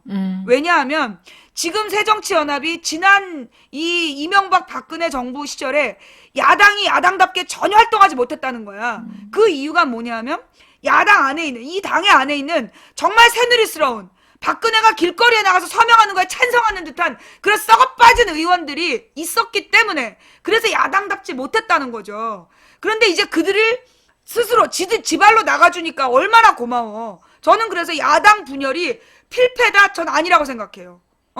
이제까지 새누리당, 새정치연합 안에서, 그러니까 이 더불어민주당 안에서 새누리 간첩같이 행동했던 의원들이 지발로 나가준 것도 나는 고맙다라고 생각하고, 지금 야당이 그들이 본색을 드러내고 있잖아요. 그죠? 나는 이제 그런 것들이 이제 갈라보는, 지금 저는 우리 걸음망이라고 생각해. 역사적 걸음망이다. 친일, 그 다음에 친재벌, 그리고 이 정말 이 민족을 팔아먹는 이 반서민적인 이 쓰레기들을 걸러내는 너무 좋은 구도가 야권 분열이다. 우리가 야권 분열이 늘 필패라고 얘기했지만 나는 이번에 야권 분열은 필패 아니라고 봐요. 따라서 우리 국민들이 정확하게 쓰레기는 쓰레기로 알아보고 이 매국노 집단, 친재벌 집단들을 정말 쓰레기로 태워버리는 원래는 이러진 않아요. 오늘 좀 화가 나서 그러는 네. 거지. 예. 그런 시간을 가져야 되지 않을까라고. 와, 진짜 이 방송이 인기가 폭발하는 이유를 알겠습니다. 인기가 폭발하진 않아요. 네. 어쨌든 그런데 일단 여러분 보셨죠? 그러니까 우리는 이제 어떤 이런 발표가 나면 뭐 이 원내대표나 정책위의장이 이렇게 발표를 하면 이게 곧 야당의 모두의 입장이다. 이러면서 우리 이제 싸잡아서 막 비난하잖아요. 그놈이 그놈이야. 더민주나 새누리나 똑같아. 이러면서 우리는 똑같이 비난해왔단 말이야. 그런데 지금 여러분은 실시간으로 보고 계십니다. 더민주 소속 국회의원이 이런 식의 뉴스가 났을 때 얼마나 당황하고 있는지. 지금 이 방송을 끝내고 가야 하는가? 이 4,500명한테 이걸 설명해야 되는가? 이 실시간 당황 버전을 보고 계시는 거예요. 일단 제가 이 장하나 의원님의 시간을 5시까지는 확보해 놨는데 일단 혹시 들어오는 문자나 이런 거 보시고 네. 가셔야 될 것 같으면 가시는데 네. 그 안에 뭐 얘기를 계속 해보고 와 아니 이게 그러니까 지금 그 이종걸 원내대표도 그렇고 박영선 전 대표도 그렇고 몇 분은 그 국민의당으로 가느냐 마느냐 이렇게 제시다가 지금 최근에 그냥 잔류하시는 걸로 결정하신 의원님들이잖아요.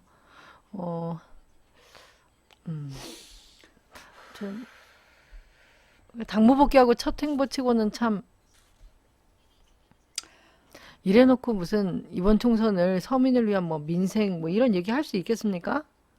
그죠? 하여튼 이목희 정책의장한테 조금 실망스럽네요. 그죠? 네. 저 그래서 지금 좀 많이 의아해하고 이게 있거든요. 사실은 이제 이게 사실은 이목희 정책의장이면 김근태 의원의 형제 같은 분이고 그 김근태 의원이라면 절대 이 부분에 대해서 타협해 줄 사람이 아니거든요. 네. 근데 이게 지금 이런 말도 안 되는 주장에 받아들이기로 했다. 뭐 이렇게 주고 뭐 기브 앤 테이크 지금 계속해서 이 야당이 기브 앤 테이크 노선을 걷고 있는데 이게 줄 게 없다는 거지 지금. 그걸 왜 모르지? 아 정말. 참 웃을 상황이 아니고 저도 참 그렇긴 한데. 저 이제 박근혜 보면 웃음이 나요. 네?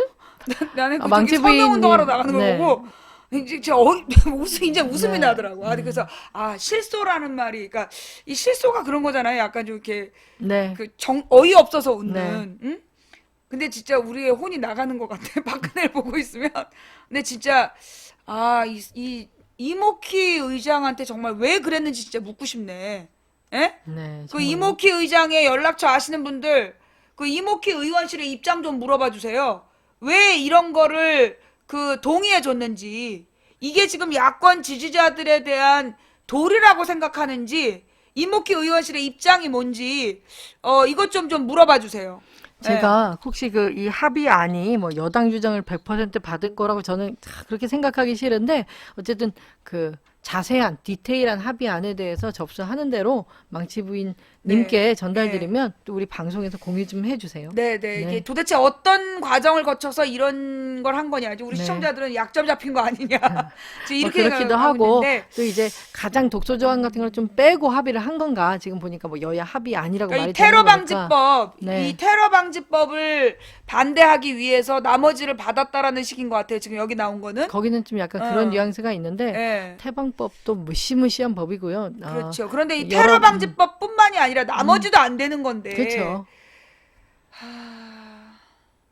다 안 되는 건데 그 중에서 주고받다가 계속 지금 이제 네, 이 자살골을 넣고 있는 거죠. 우리 예. 시청자들은 이목희 의원에게 급여를 상납한 보좌진 또 있다라는 일요시사 뉴스 때문이 아니냐, 이런 지금 추론이 나오고 있습니다. 대단하시다. 그러니까 이제 사실 이제 우리 국민들이 바라볼 때 네. 그 평의원일 때는 굉장히 진보적이고 그 이 칼 같은 발언을 잘하던 사람들이 일단 딱 뭐 원내대표는 어떤 자리를 가.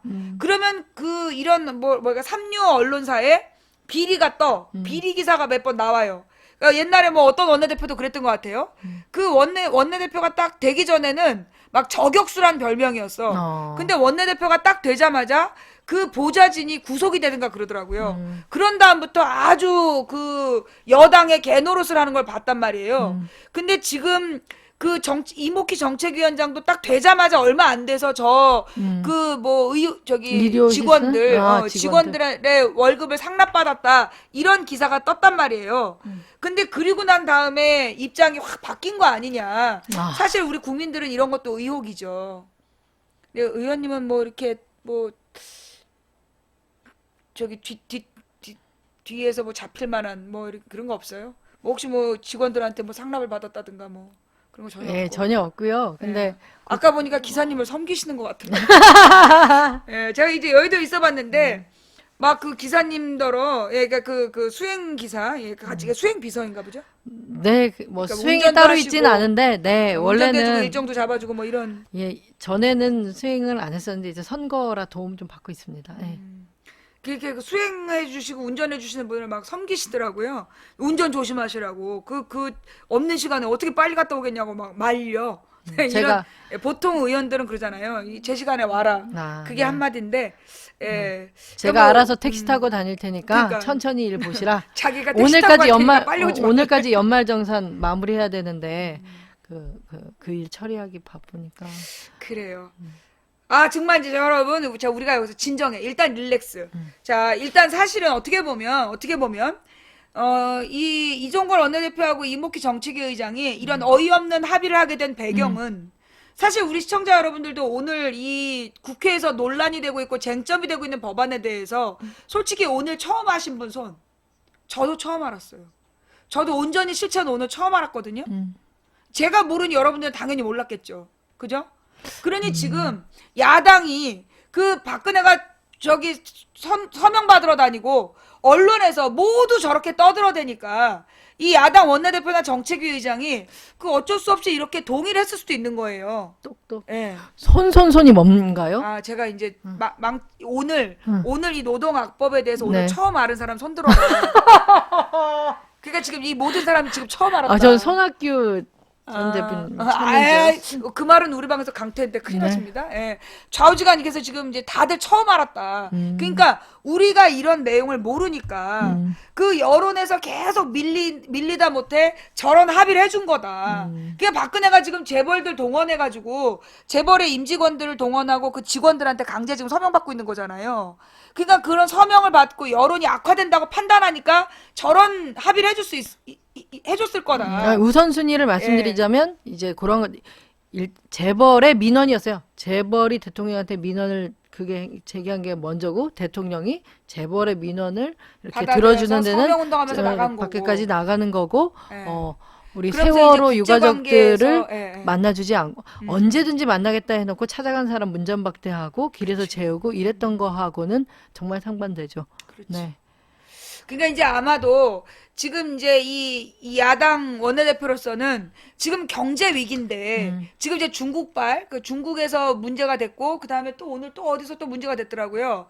그러니까 이제 지금 이제 외국에서 자꾸만 경제적인 악재가 터지고 있으니 네. 우리 기업들이 수출이 더 어려워졌다 이러면서 언사를 피웠겠지. 그러면서 야당 의원들에게 야당의 그 자리에 앉은 사람들에게 뭐 지금 자기네들 잘못되면 너네가 책임질 거냐 이런 식의 협박을 했겠지. 그러다 지금 보니까 상상하시는 거죠. 그렇죠.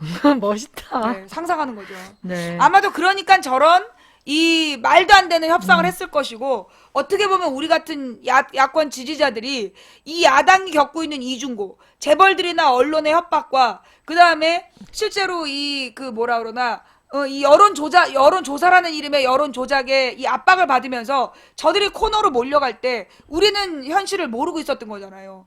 그러니까 지금에 와서 우리는 다 같이 이렇게 언론에 나오기 전에 몰라. 그죠? 언론에 이게 나오기 전에는 우리가 모르는 거야.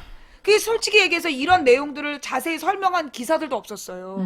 그러니까 우리가 알 수가 없었던 거고 그러다 보니까 이 고립되어 있는 야권 지도부는 언제나 저런 막장 결론에 도달할 수밖에 없었던 그게 결국은 뭐냐? 우리가 스스로 정치에 대해서 잘 몰랐던 거죠. 지금 그러니까 이 국회의원들이 뭐가 문제고 어떤 부분을 고민하고 있는지를 몰랐기 때문에 이런 막장 결론들을 내리게끔 우리는 방치한 책임도 어느 정도 있다라는 생각이 들고 지금 우리 이제 이 장하나 의원을 비롯해서 지역구에 여러분들 지금 아마 동네 나가보세요. 오늘 저녁 때 선거운동 한다고 다들 돌아다니고 있을 거야. 지역구 지금 137명의 의원들이 지역구에 다 돌아다니고 있을 거야. 그 사람들 붙들고 이거 의원총회 해갖고 뒤집어라. 그렇게 여러분 요구하시면 돼요. 이거 뒤집어내지 못하면 이 돌아오는 선거에서 안 찍어주겠다. 가장 효과적입니다. 제가 선거운동 대단하시네요. 여러 번 해보니까 네.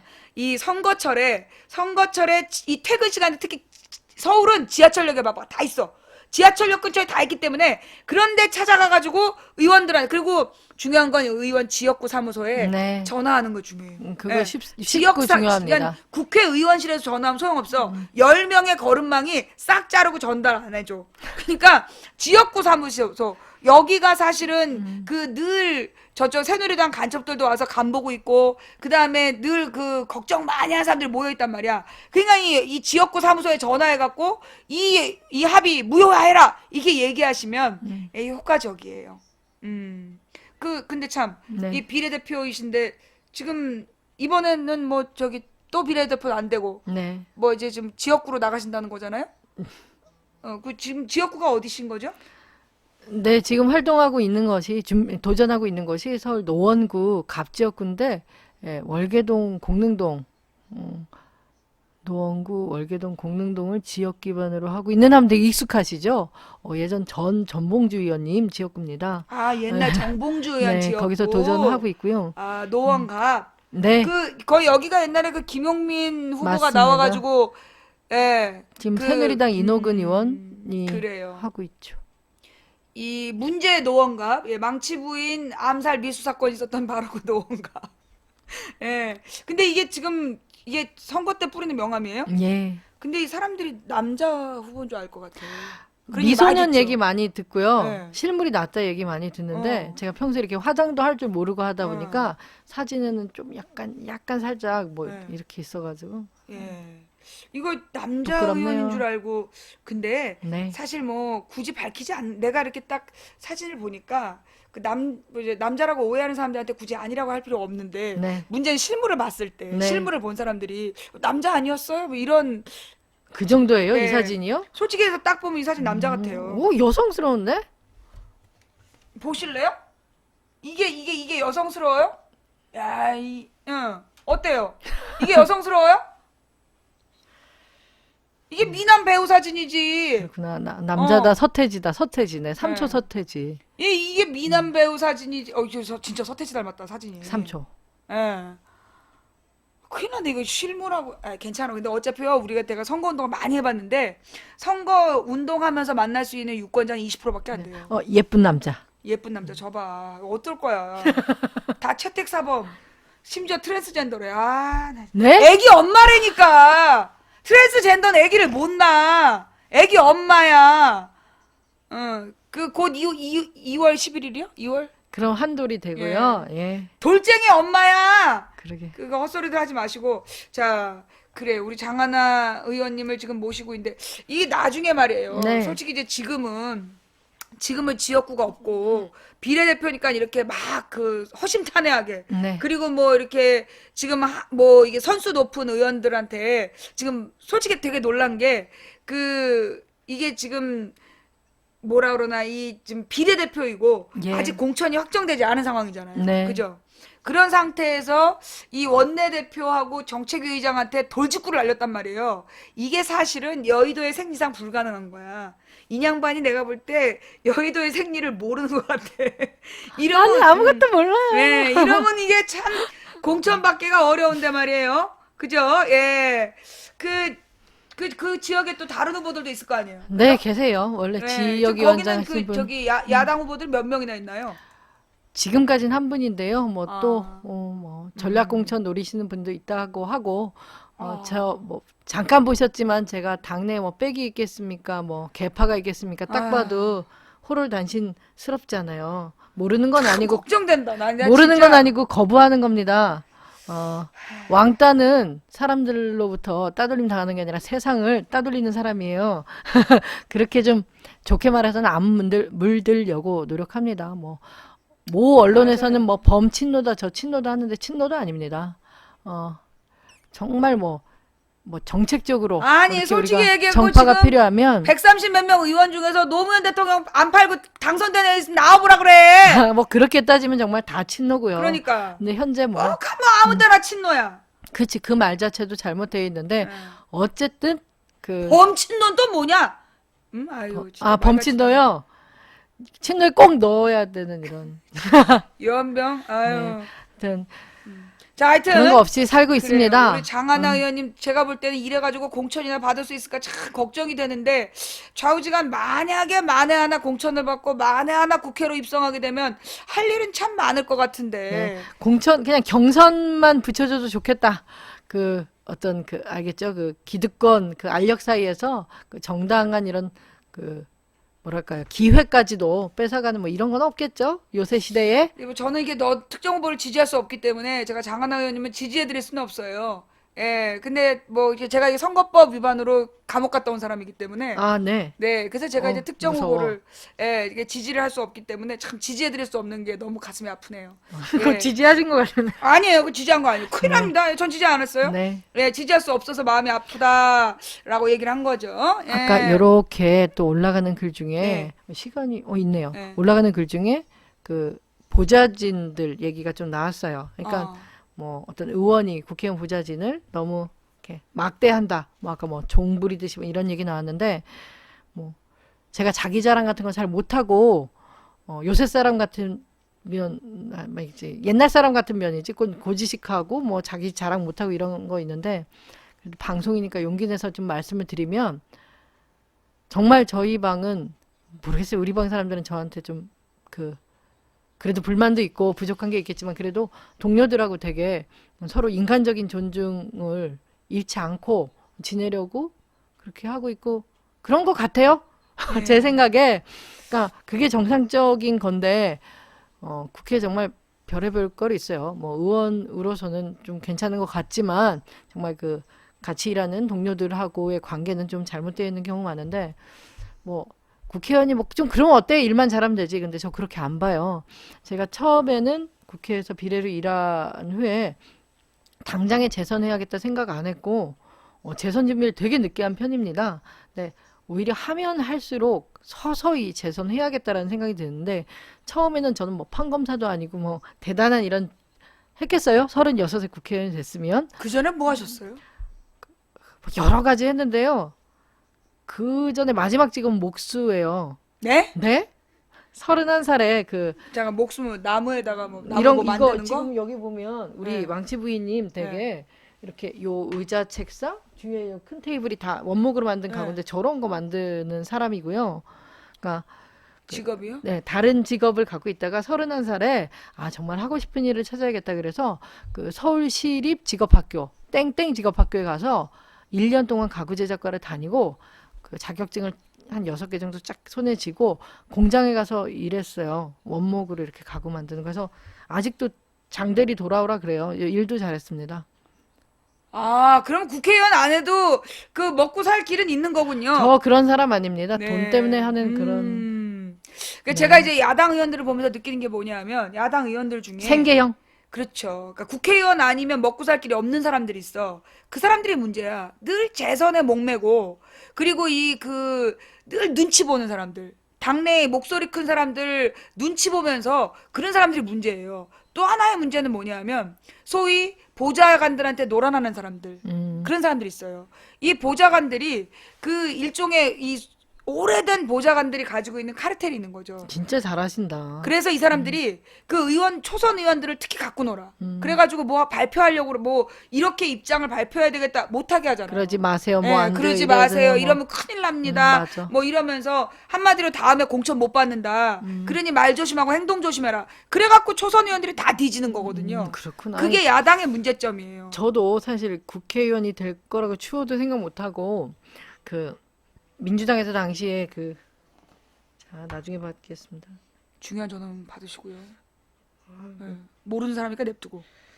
아니 이게 중요한 통화긴 한데 오늘 아, 그래요? 했던 건 받으세요. 아닙니다. 네. 근데 국회에 처음 들어오게 돼서 어쨌든 그 청년 비례대표를 모집한다고 해서 손을 들었는데 저는 당시에 이제 제가 하고 있는 일이라던가 그러니까 그 제주도에 만들어지는 해군기지 반대하는 이런 운동을 하고 있어서 당연히 떨어질 거라고 생각을 했지만 이 운동에 대해서 더 알리려는 목적 정도를 가지고 참여를 했고요. 근데 어떻게 제가 됐어요. 정말 뭐 그러니까 중앙 시민단체 출신이시군요. 뭐 환경운동을 한 거에 있고 그 대학 졸업해서 첫 번째 직장은 중증장애인 자립생활센터에서 뭐 활동보조라든가 장애인 야학교사 이런 걸 했었고요. 그 해군기지 반대 운동은 그게 취미로. 그 취미에 그러니까 그게 주 종목은 아니었던 아니었고. 건데 네. 자, 그러니까 일단 장애인 단체에서 활동 보조를 하셨다고요? 네. 활동보조하고 장애인 야학교사 이런 장애인 일을 야학교사 같은 걸 했었어요. 했었고. 네. 그 몇 년? 그건 한 1년 반 정도. 1년 반 정도. 그 다음에는 돈을 그다음. 벌려고 제약회사에 취직을 했어요. 제약 영업 예. 사원. 그러니까 제가 학점이 낮아서 괜찮아. 네. 내가 우리 학교 꼴찌거든요. 그렇구나 해서 이제 영업이 이제 학점을 좀 덜 봅니다. 그리고 그렇죠. 뭐 제가 그래서 나도 영업했잖아요. 아 그러셨구나. 예. 아, 제약회사 영업을 하면서 한마디로 이 그 저기도 알겠네요. 이 돈의 세계도 알고. 네, 제약회사 그다음에 영업을 이 했는데 의사와 거기 약사들의 그 비리도 많이 알수 리베이트 있고. 같은 게 참 이렇게 보면 좀 이거는 좀 부끄러운데 그런 게 있는지 만연한지 모르고 들어갔다가 그러니까 좀 어이없으시죠? 그러니까 제가 이렇게 그래. 바보가 아닌데 갔더니 그 불법 리베이트가 많은데 그러니까 반반이에요. 아, 뭐 야, 돈 벌려면 이런 것들도 내가 정말 그 이렇게 또박또박 살 수 없구나라는 것도 배우긴 했고 두 번째로 일을 하고 돈은 버는데 자괴감 있잖아요. 이렇게까지 돈을 벌 막 그 갈등이 있어서 행복하지 않더라고요. 그 영업해본 사람이 다 느끼는 네. 고통이죠. 근데 어쨌든 그러다가 31살에 이제 직업학교에 가서 아 정말 하고 싶은 일을 한번 1년 손해를 보더라도 손해도 아니지. 근데 1년 동안 뭐 어떻게 보면 큰 도전 개인적으로는 근데 아 내가 하고 싶은 일을 하면서 돈을 벌 수 있으려면 한번 안 했던 길을 가보자 해서 직업학교에 갔던 거고요. 그래서 자격증 6개 땄다고요? 6개. 근데 직업학교에서 차곡차곡 하라는 대로 하면 딸 수 있어요. 뭐 예를 들어 뭐 무슨 자격증? 목공의 가구 제작 뭐 건축 목공 이런 거죠. 나무 관련돼서 해가지고 근데 학교에 이제 선배라고 해야 되나 그분이 하시는 이제 원목 가구 만드는 공장에 그러니까 공방보다는 훨씬 큰 이런 공장에 가서 또 일을 했었죠. 근데 예, 뭐 그렇습니다. 그러다가 정말 시작 국회의원 떨어지면 네. 우리 같이 손잡고 망치 가구를 만들어. 망치 내가 망치잖아. 그러니까 나 망치랑 장하나가 같이 망치와 장하나가 이 목공 회사를 만드는 거야. 그래가지고 이제 가구를 파는 거지. 망치 공방. 망치 공방. 근데 내가 팔고 자기가 만들고. 네. 죄송합니다, 의원님. 예. 네. 의원님이 만드시고.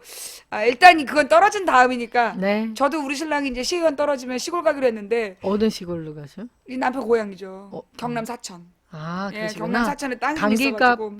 의원님 예, 사천. 옛날에 그 지역구예요. 그래서 이제 그 동네로 가기로 했는데 떨어져야 가기 때문에 지금 20년째 못 가고 있죠. 예. 와우. 근데 자 이제 와우. 의원님은 이 혹시라도 떨어지면 네. 이 목수일을 하실 수 있기 때문에 뭔가 이렇게 좀 더 호기롭게 할 수 있는 것 같아요. 사실 이제 제가 또 하고 싶은 얘기가 이 야당의 젊은 의원들이 말이에요. 그 사실 초선 의원이면 좀 당당하고 네. 이렇게 막 한번 들이대고 이럴 게 있어야 되잖아요. 근데 너무 얌전해. 근데 지금 장하나 의원님 보니까 이게 뭔가 좀 패기가 있어 보여. 정말요? 겉보기엔 처음에 딱 어. 들었을 땐 좀 사람이 어리버리해 보인다. 네, 이랬는데. 어리버리하고 그냥 여리여리하고 제가 어. 막 그러니까 이게 되게 단점인데 그 정치인들은 말로 8, 90%다 하는 것도 있어요. 근데 그걸 잘 못해요. 어떻게 보면 정치인으로서는 되게 마이너스인데 근데 이제 사람들이 내가 세상을 바꿀 거기 때문에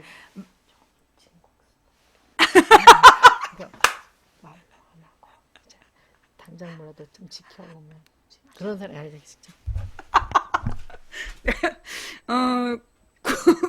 10년째 방송하는데 방송 중에 귓말한 사람 처음. 자기가 진국 스타일.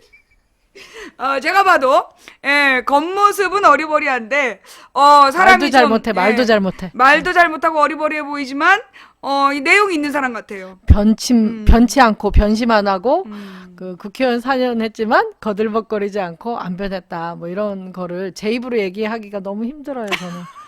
그래, 시골 그러겠다. 사람이라. 네. 고향은 어디죠? 근데 제가 서울에서 낳긴 했는데 초중고등학교를 어머니가 제주도 분이에요. 제주도에서 낳고 자랐, 그러니까 아니지, 낳고 자란 게 아니지 초중고등학교를 다녔습니다. 네. 그러면 서울에서 태어나서 제주도에서 자란 거예요? 네, 7살 때 내려갔어요. 그러니까 그냥 고향이 제주라고 해요. 어쨌든 학창 시절의 경험이 다 있으니까. 초중고를 제주에서 나오고 그러면 네. 대학은 다시 서울로 왔어요. 서울에서 네. 나오시고 전공은 뭐였어요? 사회학과하고 철학과 딱 갔잖아요. 4차원 막 이런 거. 내가 사학과거든요.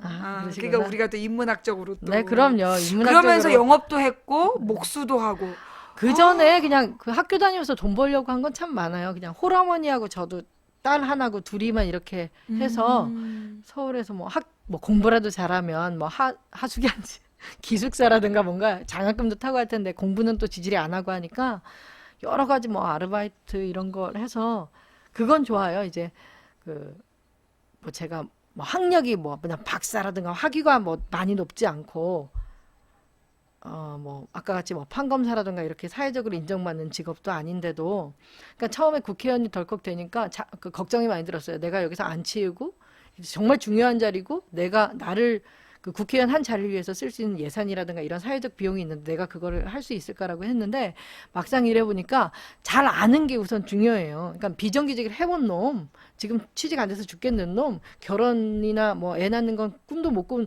놈을 갖다가 일을 시키면 잘할 거 아니에요. 진정성도 가장 있고. 근데 그래서 저는 뭐 엘리트 정치를 다 한꺼번에 뒤엎자는 않지만 대한민국 정치가 한 단계 업그레이드, 그러니까 도약하려면 엘리트 정치 한 반 정도.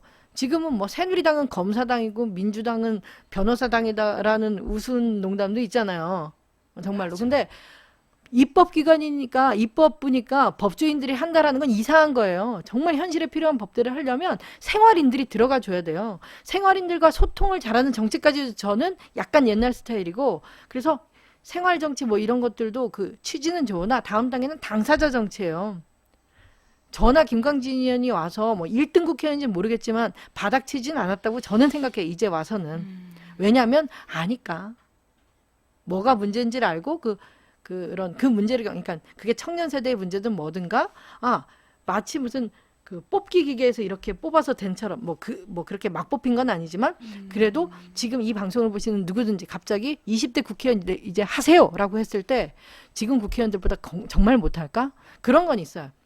말씀하신 것처럼 뭐 베테랑, 말이 좋아 베테랑이지 좀 많이 그 어떤 그 여의도 무리든 그 보좌관들 이런 데서 놀아나는 그런 게 아니라 저 됐을 때 딴 건 몰라도 저도 그렇지만 국회 경험 있는 분들 한두 분 정도 당시에 민주노동당의 환경노동위원회 경험을 했고 근데 그 같이 일하던 의원이 이제 재선을 못했기 때문에 이렇게 했던 분들하고 제가 노동 문제 다루고 싶어서 그분들 한 두 분 정도 이렇게 그 초빙했달까 하고 나머지 분들은 다 정말 이 일을 안 했었는데 오히려 그게 뭐 시민사회 단체뿐만은 아닌데 어쨌든 사회에서 이미 그 자기 주어진 상황에서 이런 사회 문제 해결하려고 했던 그냥 정말 평범한 뜻이 좋은 건강한 분들하고 젊은이들하고 같이 시작을 했어요.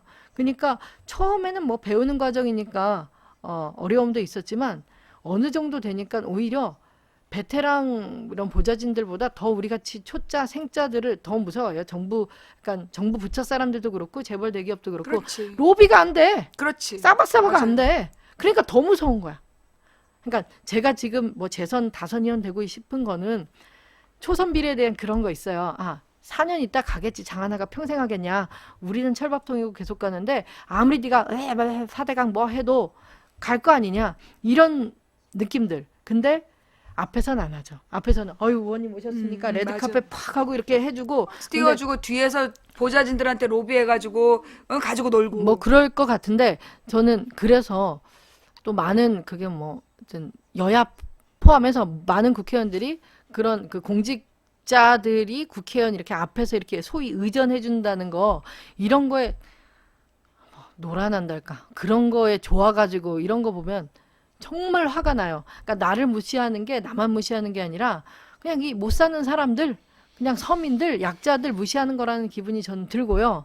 앞에선 그러지만 그 순간만 모면하는 거예요. 뭐 의원님 뭐 정말 잘못했고 하는데 정말 진정성이 있으면 시킨 일을 하던가 안 하면서 그렇게 의전만 하는 게 너무 화나서 맞아요. 뭐 지금 재선 다선 하고 싶은 것도 그러면 덜 우습게 보겠지. 내가 널 집요하게 쫓아다니면서 정말 괴롭게 해줄 그러면 테니까 다음번에도 한노위? 라는 마음인데 지금 좀 흔들리긴 해요. 그러니까 사실 복지위나 교문이나 이런 데 해야 될 일이 산재돼 있긴 하고요. 그러나 환노위에 대한 욕심과 고집도 있고요.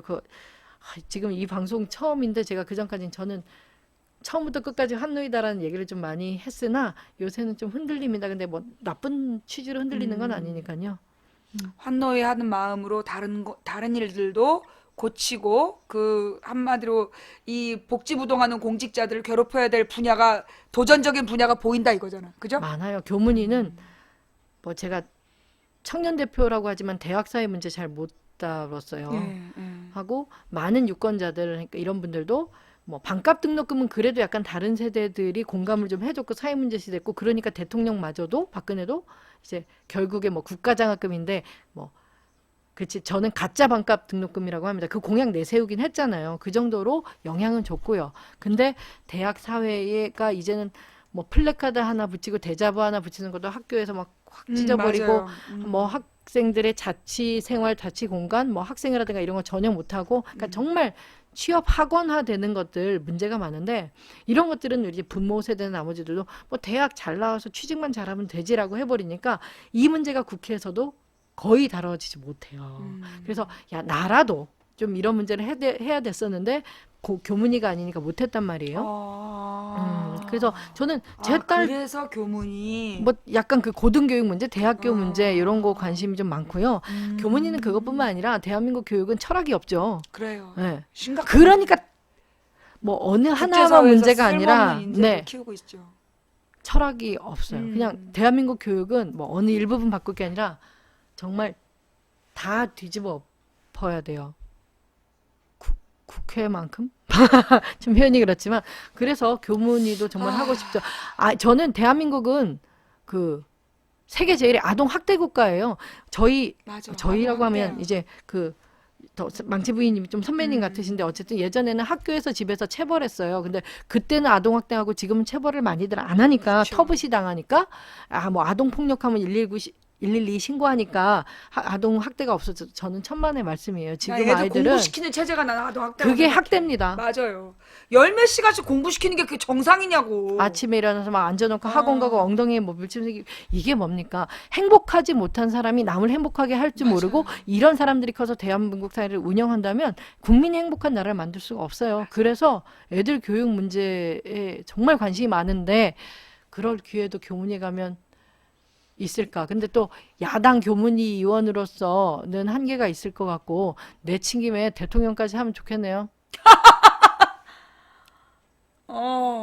먼 산 보면서 이런 네, 부끄럽고요. 아니 정말 일을 하다 보니까 없던 권력 욕이 생기더라는 거예요. 근데 뭐 저를 위해 쓰려는 권력은 아닌데 그냥 만약에 저도 변한 것 같으면 옆에서 너 고마해라 하겠죠. 그럼 안 할 건데 지금 마음 같아서는 좀 더 해보고 싶은 마음이 솔직하니 들었어요. 그래서 뭐 좀 이렇게 힘을 제가, 내서 예, 예. 지역구에서 도전했습니다. 사실 이제 지금 살아온 얘기 쭉 들어보니까 이 장애인 단체에서 이 장애인 야학도 하고 뭐 장애인 활동보조 사실 그 힘든 일이거든요. 그런 경험도 있고 학교 다닐 때 여러 가지 아르바이트 경험도 있고 그리고 나서 이 제약회사 영업을 뛰면 사실은 이 영업을 뛰다 보면 세상을 배워요. 얼마나 나쁜 놈들이 많은지를 알게 되는 거야. 그리고 그 인간의 정말 이 물리적 욕망이라는 걸 직접 대면하게 되기 때문에 그 사실 영업을 뛰면서 사람들이 많이 변해요. 근데 내가 영업을 해봐서 알아. 그리고 목수로 전향한 거 아니에요? 근데 사실 이게 이 목수, 뭔가 이게 나무라는 자연 소재를 가지고 뭔가 만들어내고자 했다라는 얘기는 많은 좌절과 어려움들 속에서 어떤 정말 창조에 대한 의지를 배웠을 창조에 대한 의지가 필요했겠지. 그러니까 그런 일들을 했겠죠. 근데 중요한 건 그 많은 일을 겪은 얼굴이라고 보기엔 너무나 해맑다. 너무나 얼굴이 깨끗한 거야. 사실 딱 얼굴 보면 이 사람은 그냥 부잣집에서 태어나가지고 그냥 왜 그 아무런 어려움과 고통 없이 그냥 고이고이 자라서 그래서 지금 막 이렇게 막 영입돼가지고 국회의원 된 사람인가 보다 했더니 홀어머니 밑에서 개고생하고 네. 개고생 아니 살아온 모르겠습니다만은 과정 자체가 진짜 웃긴 사람이네. 저희 어머니가 그런데 내가 뭐 한동희 비례대표 한 번 하는데 대통령 하겠대. 그냥 그거는 방송 이제 취했나 봐요. 아니에요. 아니에요? 저희 어머니가 그러니까 홀어머니로 딸 하나 키워서 뭐 구멍가게하고 식당하고 그러니까 저는 어릴 때 아무리 빨래를 해도 몸에서 계속 식당 냄새가 나요. 식당 하는 애기들은 그게 막 부끄러웠기도 했었고 근데 어쨌든 뭐 힘들게 산 사람이 저 혼자도 아니고 근데 어머니가 올해 70이 되셨는데 아직도 그 구제 옷 가게 아세요? 그 이렇게 새 옷 말고 뭐 일본, 미국, 캐나다 이런 데서 입었던 옷을 수입해서 파는 구제 옷 가게 아십니까? 아시나? 뭐라는 거지? 모르시나? 구제 옷 가게 아십니까? 알 거예요. 그러니까 저한테는 답을 안 하고 뭐 이렇게 망치 부인님이 질문만 답하고 그러시구나. 근데 그걸 아직도 하세요 혼자. 그러니까 종업원 없이. 근데 하고 1년에 뭐 설날 추석도 제가 잘 못 내려가니까 요새는 그냥 좀 약간 그때는 한 3-4시간 늦게 출근하는 느낌으로 또 집에 혼자 덩그러니 계시니까 또 출근하실 정도로 그렇게 하시니까 그러니까 뭐 우리 뭐 영세 자영업 서민 경제 이런 거 얘기하는데 다들 제가 요새 선거하면서 이렇게 만나러 다니면 국회의원이 뭐 하라 다 똑같아 이렇게 얘기해요. 젊은 것이나 늙은 것이나 여자 남자는 똑같다 하는데 그냥 혼자 이렇게 어머니가 딸 하나 어떻게 키워보겠다고 이렇게 장사하시고 하면서 그냥 그런 분들의 마음도 알겠고 저도 저는 대학교 그래도 이름 있는 학교 다녔어요. 근데 어디 나오셨어요? 그것도 얘기해야 돼요? 괜찮아요. 뭐 인터넷 치면 다 나오는데 귀찮아서 그렇구나. 물어보는 거니까. 맞네. 부끄러워. 연세대학교 나왔으니까 어머니가 야 그래도 홀어머니가 이렇게 키워서 좋은 대학 갔으니까 막 좋다 했는데 또 대학 갔더니 저는 그렇지. 저에 연대 대한 사회학과 나온 거예요? 네. 저의 사회학과 철학과인데 저에 대한 그냥 편견과 선입견은 제가 막 학생 운동권일 것이다 막 이러는데 또 그렇지도 않아요. 그 저는 시대엔 학생 운동 많지 않았죠. 그렇기도 하고 학생 운동하는 친구들하고 친하긴 했는데 좀 저는 영화 감독이 좀 되고 싶었걸랑요. 그러니까 좀 특이했다. 그냥 제 개인의 문제에 더 관심이 많아서요. 어떻게 하면 하고 싶은 일을 하지? 아니면 또 뭐 사느냐 죽느냐에서부터 철학과 학생다운 이렇게 뜬구름 잡는 이런 고민도 많았고, 그래서 학교도 오래 다니고 그랬는데 얘기가 샜네요. 그러다 보니까 이제 여러 가지 비정규직 이런 거, 그러니까 엄마 말을 잘 듣진 못하지만 손 벌릴 처지도 안 되고 하니까 뭐 여러 가지 일도 해봤고, 그 먹고 사는 게 얼마나 힘든지도 알고, 그래도 내 손으로, 그러니까 내 밥벌이는 하고 그래야지 또 어떤 사회적으로나 목소리 낼 수도 있다. 그러니까 엄마한테 얹혀 사는 게 나쁜 건 아닌데, 그래도 어쨌든 손 벌리지 않는 뭐 그런 거. 요즘에 이제 막 그 뭐 좀 흑수저니 그런 거. 금수저니, 그래서 이 금수저 정치인들이 잘 나가잖아요. 뭐 있는 집에서 태어나가지고 잘 살다가 뭐 이렇게 법조계에서 일하다가 영입돼서 막 한 소리 하는 사람들이 많은데, 다 이런 말해서 그런지 미안한데 모르겠지만, 네. 먼지 수저가 먼지 흑수저 밑에 먼지 수저. 먼지구나. 구제 옷장사 하시는 홀어머니 밑에서 네. 그래서 혼자 공부해가지고 어머니가 그러니까 전대 갔다는 거 아니야. 1999년에 오픈하셔서 대학 간 후에 구제옷은, 그 전에는 그 직전에 구멍가게 하셨던 것 같은데, 어쨌든 구제옷 가게 지금 99년 이후로 하시는데, 그래서 새 옷이 없는 거예요. 당연히 엄마 집에 가면 싸고. 그래서 그러다가 요새 양복 한두 개 샀습니다. 아이고, 아울렛에서 이런 거 강조, 이런 게 먹히나? 네. 아이고 참. 네. 하여튼 그래서 더 살아남고 싶었어요. 근데 지금 국회의원 일을 하면 내가 지지해줄 수 없어서 참 마음이 아프다. 그렇구나. 선거운동을 해줄 수 없어서. 눈물도 많으시군요. 나 진짜 선거운동을 해줄 수 없어서 참 미안하네. 마음이 참, 아이고 참, 내가 요즘에 늙었나 봐요. 맞아요. 늙어가지고 늙으셔서. 늙어가지고 눈물이 너무 많어. 네. 아이고 참. 제가 정말 방송의 위력이네요. 제가 이렇게 뭐라 그러지? 그래요. 저한테 좋은 말씀 많이 주시네요. 댓글. 이 먼지 수저 장하나의 도전은 과연 계속될 수 있을까요? 예, 마음이 참 그런데, 아이고 참 그래요. 하고 싶은 일도 많고, 환경 5분 노동에서도 남았네. 할 네. 일도 많고, 교문위에 가서도 하고 싶은 일도 많고, 아까 또 하나 뭐 하고 싶다 그랬죠? 복지위죠. 복지위에서 가서. 네, 그래, 요- 장애인 문제에 대해서 얼마나 관심 많겠어. 복지위도. 그러니까 복지 시스템도 또 한 번 다 드러내야 되고, 그래서 이렇게 바닥부터 뒤집을 게 너무 많으니까. 이번에 네. 저기 국회의원 떨어지면 내가 이제 한 7년 지나면 선거운동 할 수 있어요. 네. 우리 손잡고 장하나 대통령 선거운동 본부를 한번 만들어보는 방법도 있어. 맞아요. 내가 볼 때는 국회의원 되는 게 아마 쟤네들한테는 유리할 것 같은데, 이번에 국회의원 떨어지면 이제 곧바로 대선 준비를 하자고. 이제 그쪽이 날 것 같아요. 지금 제 표정이 정말 야비하게 이렇게 욕심쟁이처럼 나왔네요. 네. 아니야. 예, 그래요. 우리 이 장하나 의원님 모시고, 우리가 몰랐던, 사실 이게 되게 좀 안타까운 게, 우리 같은 방송은 사실 제가 아는 게 있는 건 아니에요. 저는 이제 버럭버럭 아까처럼 듣고 화내는, 감정을 숨기지 않는 게 우리 방송의 매력이면 매력이고, 사실 우리 방송의 생명은 여기 늘 이 땅의 민주주의를 고민하고 합리적 민주사회를 꿈꾸는 4, 5천 명이 모여 있다는 거예요. 근데 이 공간을 사실 이 야당 의원들이 자기들끼리 고민하면서 이런 내용들 와서 좀 얘기 좀 하고 도움을 요청. 사실 언론에서 야당 입장을 전혀 얘기해 주지 않잖아요. 그러니까 야당이 왜 이걸 합의해주고 있지 않는가, 왜 박근혜가 서명운동을 하러 나왔는가, 실제는 뭔가, 이런 것들을 와서 얘기할 수 있는 의원님들이 좀 많으면 좋겠는데, 사실 이제 그런 자리를 저도 만들지 못했고, 사실 제가 전화했었다니까요. 아프리카 TV인데 그러면 네 어디요? 안 그래요. 진짜 저 진짜 그런 적 있어요. 정말요? 네, 근데 저 저희 망치분인데요. 이러면 망치요? 누구요? 망치요? 이러면서 끊는단 말이에요. 그러시구나. 대부분은 이제 망치분을 모르는 여직원들이 전화 받으니까. 네. 우리 이 장하나 의원님은 너무 늦게 만난 게 안타깝고, 일찍이 만났으면 우리가 더 큰 일을 할 수 있지 않았을까, 그런 생각이 들면서 지금 다시 한번 적절할 기회가 때 온다면, 만난 것 네, 같아요.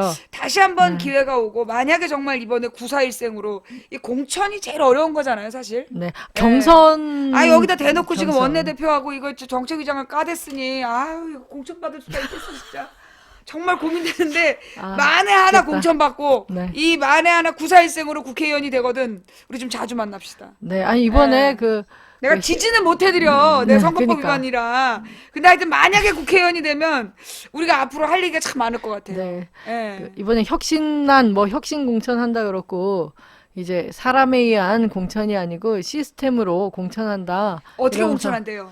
이번에 뭐 다 경선을 붙여줘야죠 하고 그러니까 전략 공천이라고 해서 누가 내리꽂고 이런 거 없이 경선 붙여주고 저도 뭐 어떤 특혜나 이런 거 바라지 않고 꼼수 안 생각하고 그냥 당원 당규에 나온 룰대로 경선한다 생각하고 준비하고 있고요. 뭐 깨끗이 승복하고 저는 또 이래서 맨날 순수해서 손해 보는 것 같은데 또 제가 경선에서 붙어서 안 되면 어쨌든 새누리당 의원님 되게는 못할 거니까 또 저랑 경선 붙은 분 위에서 또 할 수도 있고 저는 그런 편인데 세상이 그렇지 않죠? 그래, 뭐, 아이고, 국회의원의, 나는 그런 것 같아요. 사실 우리 많은 그 국회의원들이, 혹은 후보들이, 선거 때는 굽신굽신해. 예. 선거 때는 굽신굽신한데, 당선되면 딱 태도가 달라지는 거예요. 네, 목소리가 맞아요. 달라지고, 전화를 안 받고, 그런단 말이죠. 근데 사실 저는 우리 장하나 의원님께, 선거 때 당당하고, 당선된 다음에 굽신거리는 의원 되기를 부탁드립니다. 알겠습니다. 예, 지금 보니까 굉장히 당당한 것 같아요. 애 키운 이- 얘기 하나도 못했네. 그 재밌는데. 그러게. 네. 다음 기회에. 그러게. 다음 기회에. 난 꼭 만나고 싶어. 내가 진짜 지지를 못해서 가슴이 너무 아프지만, 네. 다음 기회에, 그리고 웬만하면 같이 오세요. 같이 와서, 우리 지금 우리 돌쟁이 손주도 여기 출연했었거든요. 예. 손주요? 손주. 우리 언니네 손주가. 아, 깜짝이야. 네. 조카 손주가 우리 집에 와가지고 나 방송할 때 옆에서 계속 빵 먹었잖아. 빵 먹으면서 막 소리 지르고 저쪽 가서 놀자 그러고. 네. 예, 우리 그 애 키운 얘기도 정말 듣고 싶은 얘기가 참 많은데, 그리고 이 국회의원으로서 느꼈던 여러 가지 그 할 얘기가 참 많은데, 이 시간이 참 짧아서 너무 아쉬운 것 같아요. 예. 그 마지막으로 우리 시청자분들한테 지금 네. 뭐 부탁하고 싶은 부분 있으세요? 공천 시스템 설명 좀. 그 제가 노원구 월계동 공릉동에서 도전하고 있지 않습니까? 근데 그 이번에 민주당의 공천 방식은 저는 찬성은 안 합니다만 어쨌든 이번에 결정된 거는 100% 여론조사로 한답니다. 그 오픈 프라이머리 얘기가 많았죠. 근데 예전에는 이 여론조사를 집전화로 하다 보니까 세대도 편중되고 또 집전화 뭐 한 30대를 휴대폰으로 착신해서 다른 사람이 여론을 조작하는 일들이 있었어요. 관건 선거로 번지기도 했고요. 이번에는 각 통신사가 SK, LG, KT인가요? 여기가 중앙선관위의 안심번호로, 그러니까 제 번호가 010-6369-397인데 이거를 050 머시갱이 이런 번호로 씌워서 제 이름이고 모든 그 제 정보를 숨기고 그 번호만 선관위에 제출을 하면 이제 그 더불어민주당이나 새누리당이 그 안심번호를 가지고 여론조사를 할 수 있는 거예요. 핸드폰으로 오실 거고요. 뭐 지금 그 시점은 정해지지 않았지만 그 2월 중에는 결정되지 않을까. 그러니까 2월 중에 이런 선거 경선 여론조사를 어느 지역구시던 간에 받으실 것 같아요. 하면 더불어민주당의 후보로서 이 사람이 좋겠다. 이런 그 결정을 이 자리에 있는 분들 당원이 아니시더라도 전화 받으면 참여하실 수 있습니다. 각 지역별로. 네. 그래요. 자, 그래서 이제 뭐 또 질문 없어요? 네. 이 정도면 얘기가 됐겠죠? 예. 지금 또 이제 그 여러 가지 급한 일이 많은 분이니까 우리 가시기 전에 우리 시청자분들께 부탁하고 싶으신 게 있으면. 너무 많은데. 주변 분들한테 그 요새 뭐 요새뿐만 아니지 국회의원들 싫잖아요. 너무 보기 싫고 꼴 보기 싫고 지들끼리 싸우고 더불어민주당 분당이니 탈당이니 또 당 쪼개지고 이런 걸로 실망드린 거는 알지만 저는 그 누군가의 노예로 종으로 안 살고 계급이 없는 그러니까 이런 그 평등한 사회, 민주주의 사회에서 사는 국민의 최소한의 어떤 책임과 의무는 정치에 대한 관심이고 그 중에 최소한의 노력이 투표입니다. 그러니까 투표만 하는 걸로 의무를 다하는 게 아니에요. 다 아시죠? 여기 청취자분들은. 왜냐하면 투표해놓고 뽑은 놈이 뭐 잘하고 있는지 감시를 해야지 될 거 아니에요.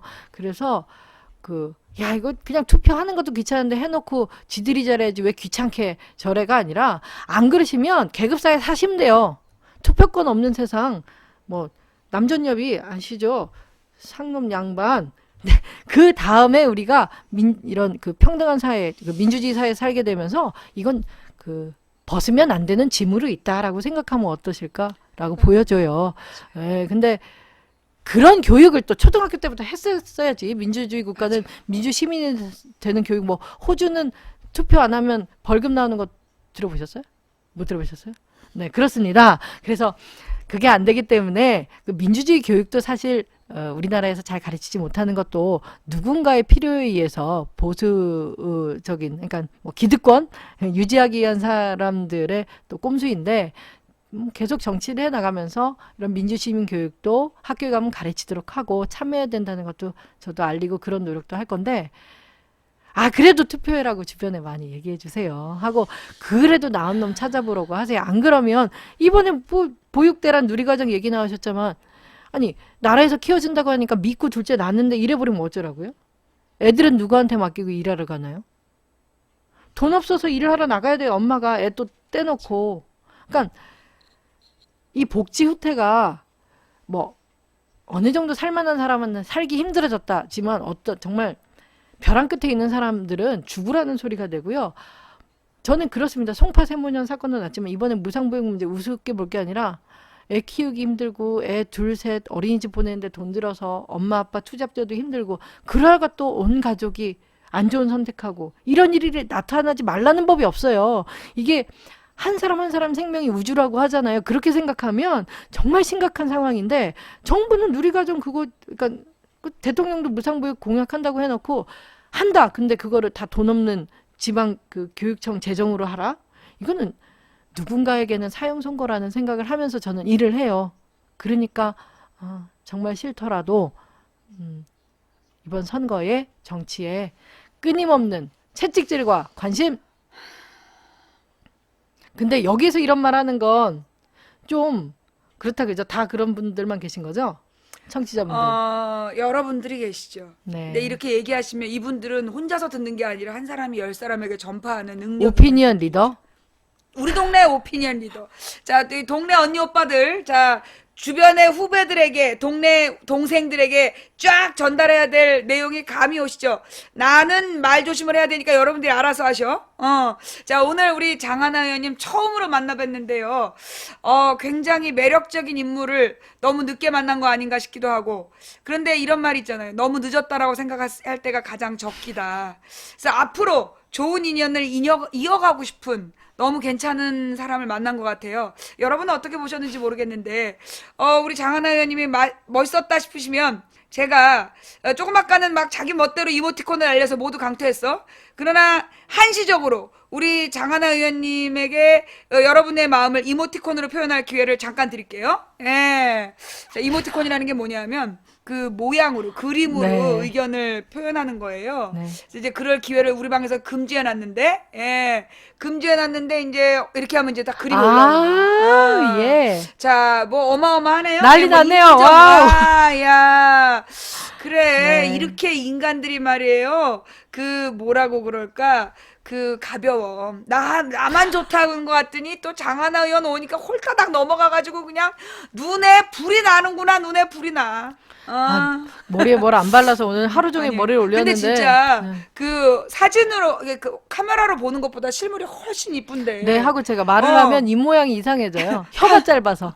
카메라가 인물을 정말 그 못 잡아먹는구나. 아니, 못 표현하는구나. 자, 하여튼, 자, 이렇게 해서 그것도 막 카메라에다 네. 거울 보고 있어. 정말 이 3차원, 예, 우리 3차원 이 장하나 의원님 모시고 오늘 아주 재밌는 시간 가졌는데요. 왠지 다음에 또 만날 것 같죠? 뭐라든 만납시다. 감사합니다. 예. 그리고 이번에 혹시라도 잘못되면 절대 좌절하지 마세요. 선거 기간 내내 당당하세요. 네, 안 해요. 예, 선거 기간 때 당당하고 당선된 다음에 그 도리어 고개 숙이는 그런 국회의원이 되시길 바라고요. 예. 네, 그리고 만약에 안 되면 같이 대선 출마 준비합시다. 우리가 직접 짠 그 선거차를 만들어서 내가 24시간 방송해 줄게요. 자, 이렇게 해서 우리는 차차차기인가 예, 대통령 후보까지 만들면서 오늘의 방송을 여기서 마무리하도록. 성공적. 네. 아, 오늘 방송해 보니까 어떠셨어요? 네. 아, 그 대통령 그거 괜히 드립을 날렸는데 이렇게 잘 받아들여 주셔가지고 네 저로서는 뭐 너무 얻어가는 게 많고요. 좀 이렇게 저도 약간 좀 막 지르고 이런 걸 해야 방송 재밌는데 그 너무 이렇게 사실 후보가 너무 지르면 안 돼. 그래요? 근데 아. 내가 볼 때 많이 질렀어. 아. 나 진짜 고민돼. 아, 진짜. 그렇구나. 오늘 우리 방송 때문에 불이익을 당할까봐 정말 진심으로 걱정이 돼요. 괜찮아요. 네. 그래요. 늘 더하고 우리, 살아서요. 네, 우리 시청자 여러분들이 알아서, 네. 시청자 여러분들이 알아서 이 좀 필요한 게 뭘까, 뭘 도와줄 수 있을까 생각하셔서 예, 여러분들이 잘 이렇게 하셨으면 좋겠어요. 예, 저는 거기까지만 얘기할게요. 네, 자 오늘 방송 여기까지 하고요. 보내드리고 다시 돌아올게요. 예, 감사합니다. 자, 우리 시청자 여러분 저기 환영의 말씀 남겨주시고요. 자 노래 하나 듣고 계시면 제가 노래 하라는 줄 알았습니다. 네. 노래할 기세? 네. 그래요. 자, 우리 재미있는 우리 그 장하나 의원님께 보내드린 노래 누난 너무 예뻐. 예, 형은 너무 예뻐가 아니니까 예, 누난 너무 예뻐 보내드리면서 제가 틀어드리고 예, 이렇게 보내드릴게요. 그냥 확 그냥, 일어나는 거. 그냥 인사하시고 가면 돼요. 저기 마지막으로 인사. 안녕히 계세요. 이렇게. 네, 안녕히 계세요. 저는 또 가서 열심히 승리를 위해서 노력하고요. 나중에 또 국회의원으로서든지 아니든지 그냥 계속 이렇게 잘 보면서 지내면 되죠, 뭐. 국회의원이 뭐 삶의 목적은 아니지만 꼭 이겨서 오겠습니다. 이기면 꼭 와야 돼요. 네, 꼭 우리 방송 처음 와요. 아유, 알겠습니다. 저는 영광이죠. 맞습니다. 자, 알겠습니다. 보내드리고 올게요. 예. 널